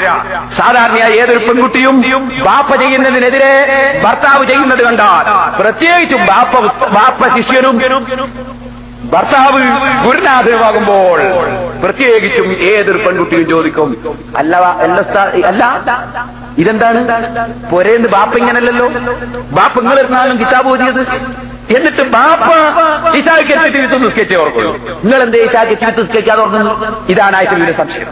ആ സമയത്ത് ആയിഷ ബീവിയോട് റസൂലുള്ളാഹിന്റെ മറുപടി നോക്കും നിങ്ങൾ. എന്താ മറുപടി പറഞ്ഞത്? ഇന്നായിനയ്യത്തനാമാനുവരാനാമ കൽബി, ആയിഷ എന്റെ ബാപ്പയും ഞാനും ഒരുപോലല്ല. എന്റെ ബാപ്പ ഉറങ്ങിയാൽ സമയം വരെ ഉറങ്ങിപ്പോ, ഞാൻ എന്റെ കണ്ണുറങ്ങിയാലും മനസ്സുറങ്ങൂല. ഞാൻ സാധാരണ മനുഷ്യനല്ല, എന്റെ ബാപ്പനെ പോലല്ല. എന്റെ മനസ്സുറങ്ങൂല, എന്റെ കണ്ണേ ഉറങ്ങുള്ളൂ, ഞാൻ എഴുന്നേറ്റ് കിട്ടോളും. കണ്ടോ? അപ്പൊ അവിടെ വിത്റാണ് ആയിഷ ബീവി വ്യക്തമായിട്ട് പറയുന്നു, വിത്റാണ് ആയിഷ ബീവി വ്യക്തമായിട്ട് പറയുന്നു 11 റക്കഅത്ത്. ആ വിത്റിന്റെ ഹദീസ് കൊണ്ടുവന്ന് സഹീഹുൽ ബുഖാരിയുടെ ഹദീസ് അർത്ഥം മാറ്റിയിട്ട് തറാവീഹ് 11 8 വാദിക്കാൻ വേണ്ടി ഉപയോഗിച്ചു. എത്ര വലിയ വഞ്ചനയാണിത്, എത്ര വലിയ ധിക്കാരമാണിത്, എത്ര വലിയ വഞ്ചനയാണ് ഇസ്ലാം ദീനിനെ വഞ്ചിച്ചത്. മുസ്ലിം ലോകം ഇന്നോളം മസ്ജിദുൽ ഹറാമിലും മസ്ജിദുൽ മദീനയിലും നിസ്കരിച്ചു വരുന്ന, ലോകമൊട്ടാകെ നിസ്കരിച്ചു വരുന്ന 4 മദ്ഹബിനോട് തർക്കമില്ലാത്ത ഈ തറാവീഹ് നിസ്കാരം വെട്ടിച്ചുരുക്കിയത് എത്ര വലിയ വഞ്ചനയാണ് സഹോദരന്മാരെ. എന്നാൽ അതിനുവേണ്ടി എന്ത് ചെയ്തു? എല്ലാ പണ്ഡിതന്മാരും തെളിവ് ധരിച്ചു തറാവീഹ് 20 ആണ്. എന്താ തെളിവ്? നബി സല്ലല്ലാഹു അലൈഹി വസല്ലം തങ്ങൾ 3 ദിവസം തറാവീഹ് നിസ്കരിച്ചിട്ടുണ്ട്. ആ തറാവീഹ് നേരിൽ കണ്ടത് സഹാബത്താണ്. സഹാബത്തിനെ പിന്തുടർന്നാൽ റളിയല്ലാഹു അൻഹും അല്ലാഹു പൊരുത്തപ്പെട്ടു എന്ന് ഖുർആനിൽ പറഞ്ഞാൽ, അവരാണ് സാക്ഷികൾ എന്ന് ഖുർആനിൽ അല്ലാഹു പറഞ്ഞാൽ, അവരെ കണ്ടാണ് പഠിക്കേണ്ടത് എന്ന് റസൂലുള്ളാഹി പറഞ്ഞത്. ആ സഹാബത്ത് എത്ര നിസ്കരിച്ചു? അവർ 20 റക്കഅത്ത് നിസ്കരിച്ചു. റളിയല്ലാഹുവിന്റെ കാലത്ത് 20 റക്കഅത്ത് ഒന്നായി ഒറ്റ ജമാഅത്തായി നിസ്കരിച്ചു. അതിന്റെ മുമ്പ് നിസ്കരിക്കൽ 20 തന്നെ, പക്ഷേ അന്ന് ഒറ്റ ജമാഅത്തല്ല എന്ന് മാത്രം. അത് ഇമാം ബൈഹഖി റിപ്പോർട്ട് ചെയ്തു. കാനൂ യഖൂമുന അലാ ഹദി ഉമർ ഇബ്നുൽ ഖത്താബ് ഫീ റമദാന ബി 20 റക്അ. ആ ഹദീസ് സഹീഹാണെന്ന് ഇമാം നബവി, ഇമാം സുബക്കി, ഇമാം സയൂത്തി, ഇമാം ഐനി, ഇമാം ഖഫലാനി, ഇങ്ങനെ തുടങ്ങി എല്ലാ ഹദീസ് പണ്ഡിതന്മാരും പറഞ്ഞു. ഒരൊറ്റ പണ്ഡിതൻ ആ ഹദീസ് സഹീഹല്ല എന്ന് പറഞ്ഞിട്ടില്ല. നിങ്ങൾ ചിന്തിക്കണം. പക്ഷേ മുജാഹിദ് അൽമനാർ പറഞ്ഞു 20ന്റെ ഹദീസ് ദഈഫാണ്. എന്തായാലും അലി അൽമനാറിൽ കൊടുത്തു. ജാറത്തിനെ പറ്റി പറഞ്ഞു തുടങ്ങിയ എനിക്ക് ഓർമ്മയുണ്ട്. ഈ അൽമനാറിലെ കളവ് കൊടുത്തു. ആ കളവ് വെളിച്ചത്താകാതിരിക്കാനാണ് ഇതിന്റെ കവർ ചിത്രത്തുമൽ കഅബയും റൗളയും കാവലിന് കൊടുത്തത്. പക്ഷേ കളവിന് കൂട്ടിക്കാൻ കഅബ നിൽക്കോ, റൗള നിൽക്കോ? നോക്ക് നിങ്ങൾ, കളവ് ഞാൻ വായിക്കുക. അൽമനാർ ഉമർ റളിയല്ലാഹു അൻഹുവിന്റെ കാലത്ത് അവർ റമദാനിൽ 20 റക്അത്ത് നമസ്കരിച്ചു. 100 കണക്കിൽ സൂക്തങ്ങൾ ഓതുകയും ചെയ്തിരുന്നു. ബൈഹഖി ഈ ഹദീസ് ദഈഫാക്കാൻ പോവാണ് അൽമനാർ. കേട്ടോളി, ഈ ഹദീസിന്റെ റിപ്പോർട്ടർമാരുടെ പരമ്പരയിൽ ഒരാൾ അബൂ അബ്ദുല്ലാഹ് ഇബ്നു പഞ്ചവൈഹി അറിയപ്പെടാത്ത വ്യക്തിയാണെന്നും ഭൂരിപക്ഷം പണ്ഡിതന്മാരും അദ്ദേഹത്തിന്റെ റിപ്പോർട്ടുകൾ തള്ളിക്കളഞ്ഞിരിക്കുന്നു എന്നും ഇബ്നു ഹജറുൽ അസ്ഖലാനി തന്റെ നുസ്ഹത്തുൻ നദരി ഈ നുഖ്ബത്തുൽ ഫിക്രി എന്ന ഗ്രന്ഥത്തിൽ പറയുന്നു. പേജ് 71. ഡോക്ടർ ഉസ്മാൻ ശ്രദ്ധിക്കണം, മുജാഹിദായ സർവ്വ ഡോക്ടർമാരും ശ്രദ്ധിക്കണം, മുജാഹിദായ സർവ്വ എഞ്ചിനീയർമാരും ശ്രദ്ധിക്കണം, മുജാഹിദായ സർവ്വ വക്കീലന്മാരും ശ്രദ്ധിക്കണം, സർവ്വ ടീച്ചർമാരും ശ്രദ്ധിക്കണം. നിങ്ങളെ മൗലവിമാര് പറ്റിച്ചു. എന്തേ ഇതിൽ പറഞ്ഞത്? ഇബ്നു ഹജറിന്റെ നുസ്ഖത്തുൻ നദർ എന്ന കിതാബിന്റെ 71-ാം പേജിൽ ഈ ഹദീസിന്റെ റിപ്പോർട്ടർമാരുടെ പരമ്പരയിൽ ഒരാൾ അബൂ അബ്ദുല്ലാഹ് ഇബ്നു ഫഞ്ചവൈഹി, അദ്ദേഹം അറിയപ്പെടാത്ത ആളാണ്, അദ്ദേഹത്തിന്റെ ചരിത്രമില്ല, അതുകൊണ്ട് അയോഗ്യതയാണ് എന്ന് പറഞ്ഞു.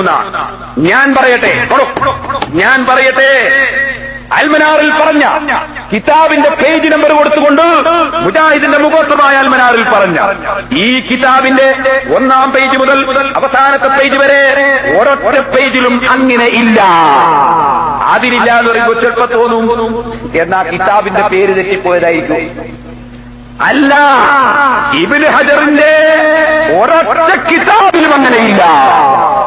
എന്നാൽ ഇപ്പൊ ചിലർക്ക് തോന്നും എന്നാൽ അങ്ങനെ മൗലവിമാര് കള്ളത്തരം പറയോ? കേട്ടോ, ഏതോ ഒരു ഇമാമിന്റെ കിതാബിൽ ഉണ്ടാവും. ഞാൻ പറയുന്നു KM മൗലവിയുടെ കൂറുകാരനായ മുബാറക്പൂർക്കാരൻ അബ്ദുറഹീം മൗലവി അദ്ദേഹത്തിന്റെ ബുക്കിൽ എഴുതി വെച്ചതല്ലാതെ ലോകത്ത് ഒരൊറ്റ ഇമാമിങ്ങളുടെയും ഒരൊറ്റ കിതാബിലും അങ്ങനെ ഒരു ഉദ്ധരണി ഇല്ല.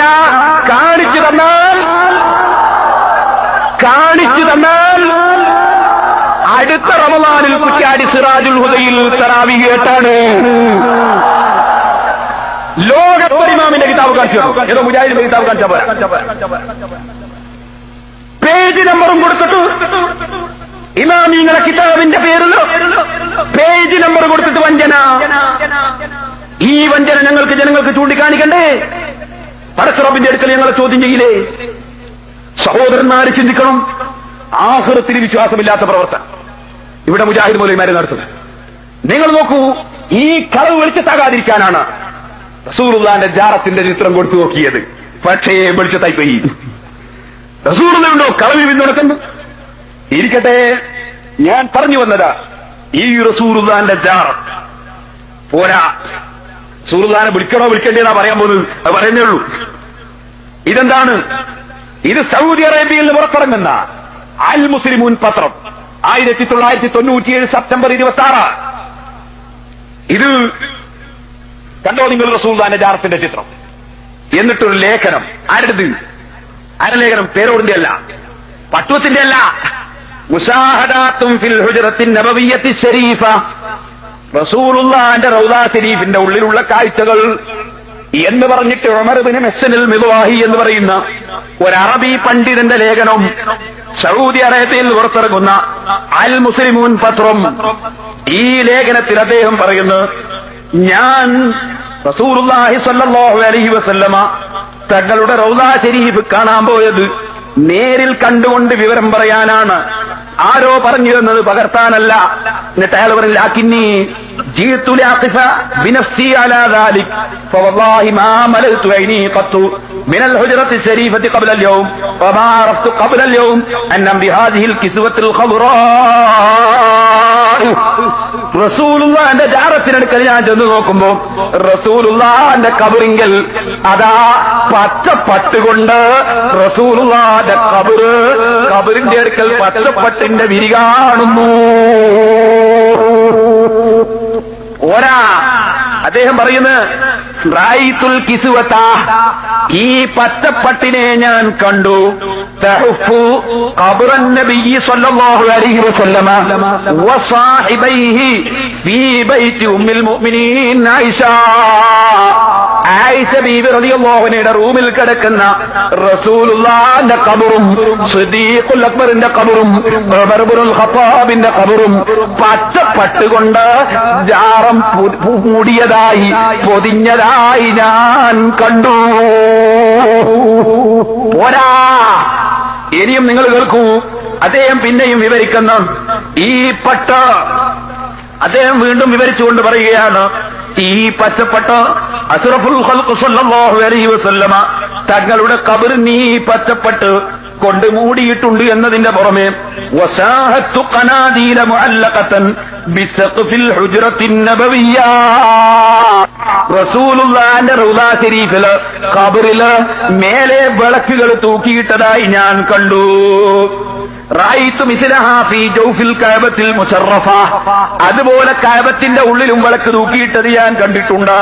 വഹിയ ഹദായ ഖദീമത്തും മുസാഖത്തും മിനൽ ദഹബി വൽ ഫില്ലത്തി, വെള്ളി പൊന്നിനാൽ നിർമ്മിക്കപ്പെട്ട പഴയ കാലത്തുള്ള ഹദിയയായി വന്ന വിളക്കുകളാണത്. പോരാ, ആ നബി സല്ലല്ലാഹു അലൈഹി വസല്ലമ തങ്ങളുടെ റൗദാ ശരീഫിലുള്ള ആ പട്ടിനെ സംബന്ധിച്ച്, ജാറം മൂടിയ പട്ടിനെ സംബന്ധിച്ച് അദ്ദേഹം വീണ്ടും എഴുതുകയാണ്. എന്താണ്? കിസ്വത്തുൽ ഹുജ്റത്തിൻ നബവിയ്യത്തി ലാ തുതബദ്ദലു കുല്ല ആമിൻ മിസ്ല കിസ്വത്തിൽ കഅബത്തിൽ മുശറഫ. കഅബത്തിന്റെ ഖില്ല കൊല്ലം തോറും മാറ്റും പോലെ റസൂലുള്ളാഹിന്റെ ജാറത്തിന്റെ മേലെയുള്ള പട്ട് കൊല്ലം തോറും മാറ്റാറില്ല. فهي محفوظة في بناء الحجرة وبعيدة عن الأيادي وعوامل المناخ، ويتم تغييرها كلما دعت الحاجة إلى ذلك كما يراه المقام السامي الكريم بأمره. وأذكر أن آخر كسوة تمت لها كانت في عام 1406. ഞാൻ മലയാളത്തിൽ വായിച്ചതാ. എന്താ പറഞ്ഞത്? കഅബത്തിന്റെ ഖില്ല കൊല്ലം തോറും മാറ്റും പോലെ റസൂലുള്ളാഹിന്റെ ജാറത്തിന്റെ മേലെയുള്ള തുണി മാറ്റാറില്ല. അത് ആവശ്യം വരുമ്പോൾ രാജാവിന്റെ കൽപ്പന പ്രകാരം മാറ്റലാണ്. അവസാനമായി റസൂലുള്ളാഹിന്റെ ഖബറിന്റെ മേലെ പച്ചപ്പട്ട് വിരിച്ചത് ഈ 1406 ഇത് 1418 സഹോദരന്മാരെ, നിങ്ങൾ ചിന്തിക്കണം. 1406 റസൂലുള്ളാഹിന്റെ ജാറത്തിന്റെ മേലെ അവസാനം ജാറം മൂടിയതെന്ന്. ഇത് ഇവിടെ സമസ്തക്കാരല്ല, സുന്നി ജനസംഘക്കാരല്ല, SSFകാരല്ല.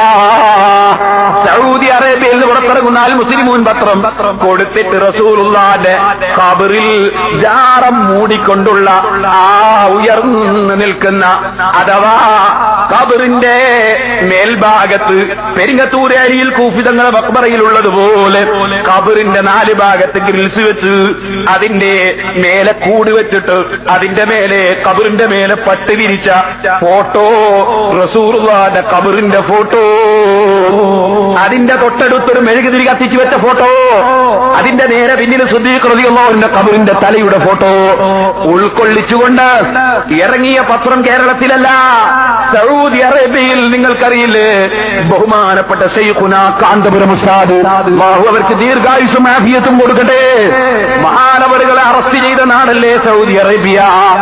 ആ സൗദി അറേബ്യയിൽ മുജാഹിദേ, ഈ പത്രമിറക്കിയവരെ എന്തുകൊണ്ട് നിങ്ങൾ അറസ്റ്റ് ചെയ്യിക്കുന്നില്ല?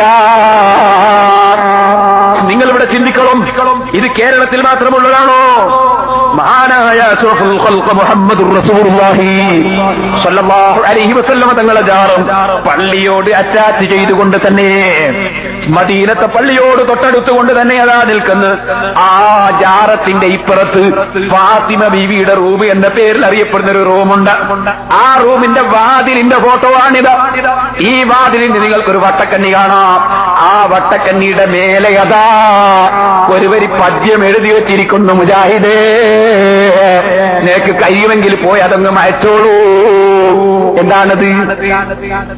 وهو الحبيب الذي ترجى شفاعته لكل حول من الأهوال مقتهمين. എന്താണ് ലോകജനങ്ങൾ, ലോക മുസ്ലിം ജനങ്ങൾ മുഴുവനും അംഗീകരിച്ചൊരു പദ്യം? ലോക മുസ്ലിങ്ങളുടെ കേന്ദ്രമായ മദീനത്തെ പള്ളിയിൽ റസൂലുള്ള കിടക്കുന്നതിന്റെ പിന്നിലുള്ള റൂമിന്റെ വാതിലിന്റെ വട്ടക്കണ്ണിയുടെ മേലെ, മുജാഹിദ് സുഹൃത്തുക്കളെ, നിങ്ങളോട് വിനയപൂർവ്വം പറയട്ടെ, ചിന്തിക്കൂ നിങ്ങൾ. മദീനത്തുള്ള പദ്യം, ഈ പദ്യത്തിന്റെ മാന എന്താണ്, അർത്ഥം എന്താണ്? وهو الحبيب الذي ترجى شفاعته لكل حول من الأهوال مقتحم. أشرف الخلق محمد رسول الله. എല്ലാ പ്രശ്ന ഞങ്ങൾക്കും ദുനിയാവിലും ആഖിറത്തിലും ശഫാഅത്ത് ചെയ്യുന്ന, ശുപാർശ പറയുന്ന ശുപാർശക്കാരനായ നേതാവാണ് അഷ്റഫുൽ ഖൽഖ് മുഹമ്മദുർ റസൂലുള്ളാഹി. കേട്ടോളൂ, ഇതാ വാതിലിന്റെ വട്ടക്കണ്ണിയുടെ മേലെയാണ്. എന്നാൽ വേറെ ഒരു പദ്യം മദീനത്ത്, നിങ്ങൾ മദീനത്തെ പള്ളിയിൽ ഇരുന്നിട്ട് ഇടത്തോട്ട് തിരിഞ്ഞു നോക്കുക, ചുമരിന്റെ മേലെ എഴുതി വെച്ചിരിക്കുന്നു. എന്താണത്?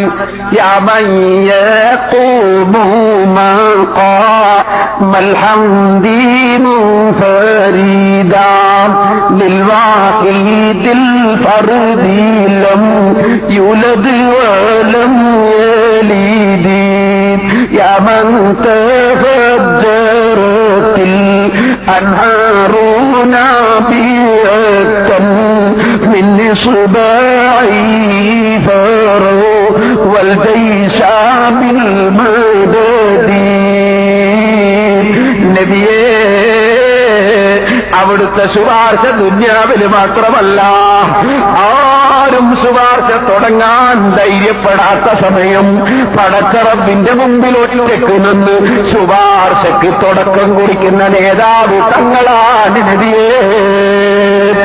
അതിയോ പോരാ, ഭൂമിലോകത്ത് വെള്ളം കിട്ടാതെ ബുദ്ധിമുട്ടിയപ്പോൾ തങ്ങളോട് ഇസ്തിഗാസ ചെയ്ത സമയത്ത് തങ്ങളോട് മുഅ്ജിസത്ത് കൊണ്ട് വെള്ളം കൊടുക്കാൻ വേണ്ടി സഹാബത്ത് വന്നിട്ട് ഫജഹിസന്നാസു നഹ്വ, ഇമാം ബുഖാരി റിപ്പോർട്ട് ചെയ്യുന്ന സഹാബത്ത് കരയാൻ നോക്കുന്ന നിലക്ക് സങ്കടത്തോടെ, നബിയേ വെള്ളമില്ല, വെള്ളം തന്ന് രക്ഷിക്കണം നബിയേ എന്ന് വെള്ളമില്ലാത്ത സമയത്ത് മുഅ്ജിസത്ത് മുഖേന വെള്ളം കൊടുക്കാൻ വേണ്ടി ഇസ്തിഗാസ ചെയ്തപ്പോൾ, സഹായം ചോദിച്ചപ്പോൾ നബിയേ, ഇമാം ബുഖാരി റിപ്പോർട്ട് ചെയ്ത വേറൊരു ഹദീസിൽ ഒരിറ്റ് വെള്ളവും കിട്ടാത്ത സമയത്ത് സഹാബത്ത് വന്ന് നബിയോട് വെള്ളത്തിന് വേണ്ടിയതാ മുജാഹിദിന്റെ ഭാഷയിൽ പ്രാർത്ഥിച്ചു, ഞങ്ങളെ ഭാഷയിൽ അപേക്ഷിച്ചു.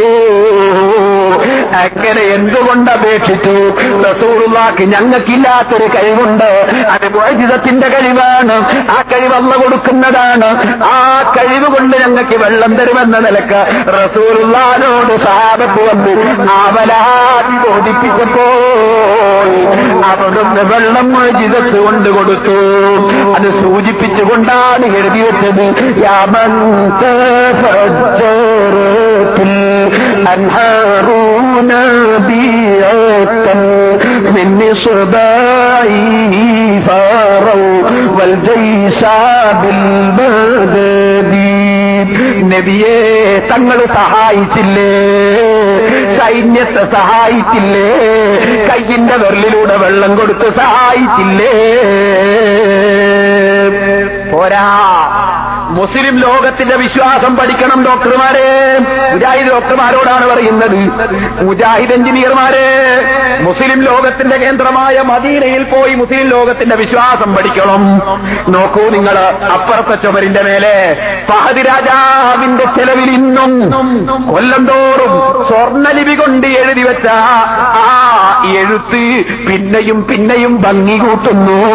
പണ്ടെങ്ങാനും എഴുതി വെച്ച എഴുത്ത് എന്താണത്? യാ ഖൈറാമൻഹൂഫീനക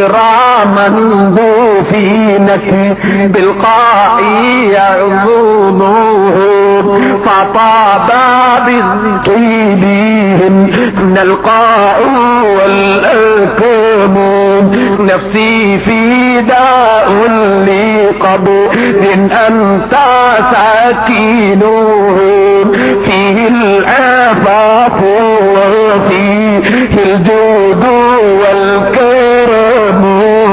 ഖായ് എന്ന പ്രദേശത്ത് മറവ് ചെയ്യപ്പെട്ടതിനാൽ നബിയേ, തങ്ങളെ ശരീരം മറവ് ചെയ്യപ്പെട്ടതുകൊണ്ട് ഈ നാട് മുഴുവനും പുണ്യഭൂമിയായി പോയി നബിയേ. അങ്ങനത്തെ നബിയേ, അങ്ങയുടെ ഖബറിന് മുജാഹിദ് മൗലവിമാരെ കേട്ടോ, മുജാഹിദിൽ പെട്ടുപോയ ഉമ്മമാരെ കേട്ടോ, എന്റെ നഫ്സി ഫിദാഉൻ ലി ഖബ്രിൻ അൻത സാകിനുഹു. നബിയെ, തങ്ങൾ താമസിക്കുന്ന ഖബറിന് ഞാൻ എന്റെ ശരീരം സമർപ്പിച്ചു നബിയെ. എന്റെ ശരീരം അങ്ങയുടെ ഖബറിന് സമർപ്പിച്ചു നബിയെ. ഫീഹിൽ ആഫാഫു വഫീഹിൽ ജൂദു വൽ കറമു. ഈ ഖബറിൽ നിന്ന് സംഭാവന കിട്ടുന്നുണ്ട് നബിയെ.